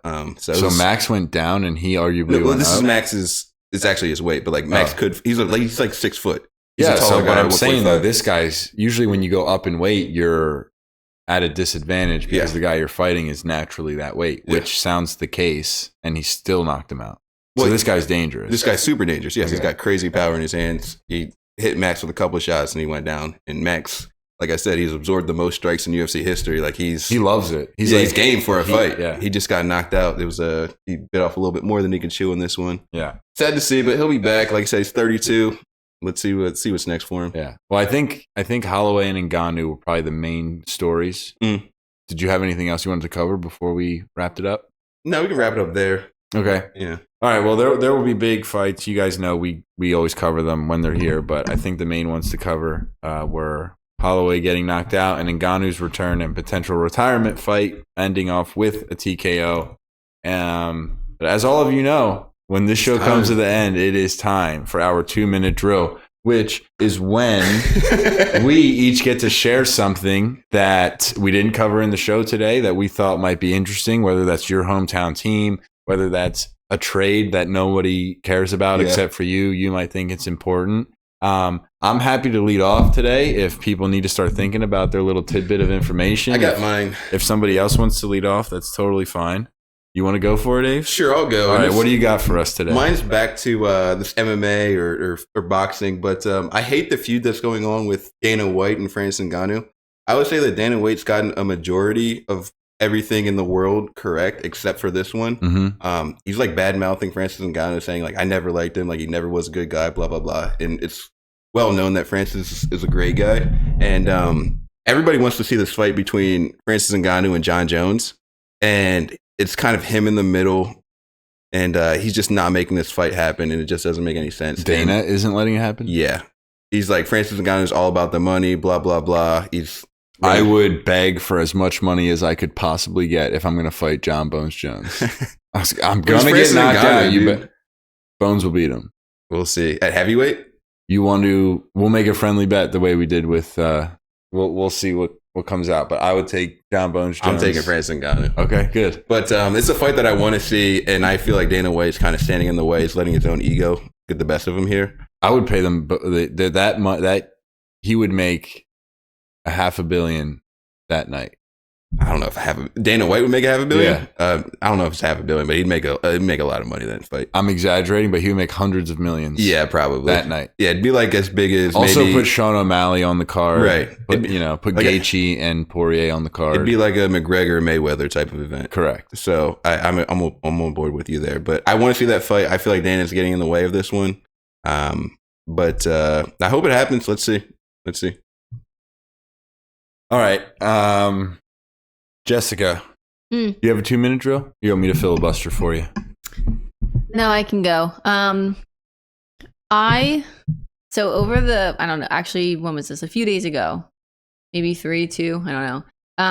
Dwayne Wade was honored with a statue, and I'm going to show you guys. We'll pop it up on the, Luke, you can point. We'll pop it up right there. Here. He kind of was like, what the heck is this? Statue that Dwayne Wade. I know, I saw this. So I think that's hilarious. I also thought of it like, first of all, it's probably an honor in general, right? Like it's Of course. sorry about probably. Of course. It's 100% an honor. And then I never even thought about like, okay, now that I'm really honored, what someone has to make a statue of me, and that sounds really frightening. Like I don't know if I would. Yeah, I don't even want to see it. I would love a statue, but you gotta do some are great. good, some And aren't. honestly, There's plenty that aren't. Like I think the Beckham one, the Ronaldo one, the Kobe one. Iverson is okay, but he just looks So like small. He looks like a little kid. Yeah. With a big old head. I mean, I'm looking at it, and it's actually really good. It's just funny that they chose to do a really intense photo. Like I don't know. I want to get made like out of like marble though, like like a Michelangelo, Let's like just- one of those. I want one of those. I Yeah. don't want like a bronze statue of myself. You like the Italian art? I want an yeah, artiste. give me the Italians. Yeah. I want them to take like years, like 30 years to build it. Yeah, well, I would say that good 2-minute drill. It's important that people know. Be careful with statues. But Dwayne Wade had his built honorable, but did not go as planned. Papa, do you want to go? Or you want to anchor it? I can go first if you No, like. I'll go first because I don't know what I'm doing here. It's my first ever, so I'm going to bring a new sport that you guys never talked about. Nice. I'm going to bring up MotoGP. Okay. And there is a great race this year in MotoGP between Bagnaia and I knew Martin. this would be your 2-minute drill. And the last this is the one race this weekend before last, and Jorge Martin is leading the championship without being in the top team. Mm-hmm. They're both Ducati, but Bagnaia has won the last 2 championships, so he's the favorite. But it's really good to see, and if you have never seen a MotoGP live on TV, you should watch it. Those guys, what they can do on a motorcycle is absolutely amazing. When you can lean a motorcycle 60 degree sideways, going 150, 180 miles an hour, and still controlling with 2-wheel drift, and it's absolutely unbelievable what they can do, and take falls at that speed and get up and keep going. So it's really wonderful. I like that sport too.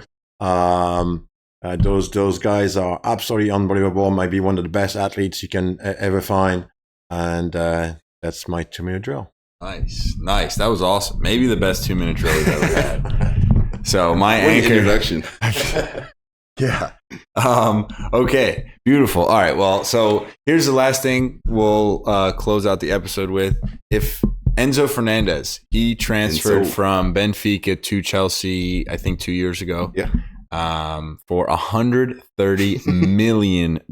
So to be clear to anyone who doesn't know, you don't trade really in soccer. You just buy the player. So that has nothing to do with his contract.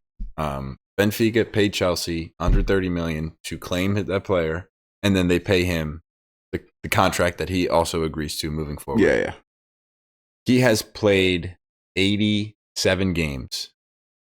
For Chelsea. 66 of them he's been on the field, or he's been there for 87 games. 66 he's played, 21 he has not. $130 million transfer is huge, particularly for a center defensive mid. Yeah. Guess what Chelsea's win rate is With him and when he's in the field, when he's on the field. So for those 66 games. I would probably say 45% win rate. 33. That's rough. And guess what it is in the 21 games, which isn't like, it's not a huge ton, size, but it's yeah. enough. 21 games is more than half of a season. Mm-hmm. Guess what it is without him playing? 70. 81. That's so stupid. So he was great with Argentina in the World Cup. He looked like a promising player for Benfica. I'm sure he's still a great player, and it's a bit of a fluke in the system as far as like Chelsea wasn't great last year, and maybe now they are, and he's not playing. So it just so happens that the wins come when he's not on. But I did think that, sheesh, for $130 million transfer, Yeah. 31% win rate or 33% win rate when you play, 81 when you don't. Yeah, and I'm fairly certain that he's got less than 10 goals, probably. Oh yeah, less than 10 assists as well. His numbers aren't that great for Chelsea, but I do think he's a really good player. And he's still young. I've heard crickets of him going to Real Madrid for Chouameni. For what? For why? Why? I've seen it. Terrific job. Chouameni's way better. I've seen it. I'm We'll just see. putting it out there. We'll see if it comes. If it to happens, fruition. I didn't just make this up. All right. Well, there goes everybody's 2-minute drill. Well, I want to thank you guys. I really appreciate thank you for the invitation. The first time on a podcast. Pretty fun. Pretty fun. It's a lot of fun. Thank you. Just So gotta talk. we're gonna have to do it from virtually from across the country. do it. Maybe I have to get the microphone and, I can and the camera. I can certainly say you enhanced the F1 portion of our show, so we certainly enjoyed. Thank you, Jessica, Ave, everybody, for listening. We will see you next week. See ya. Next week. Peace.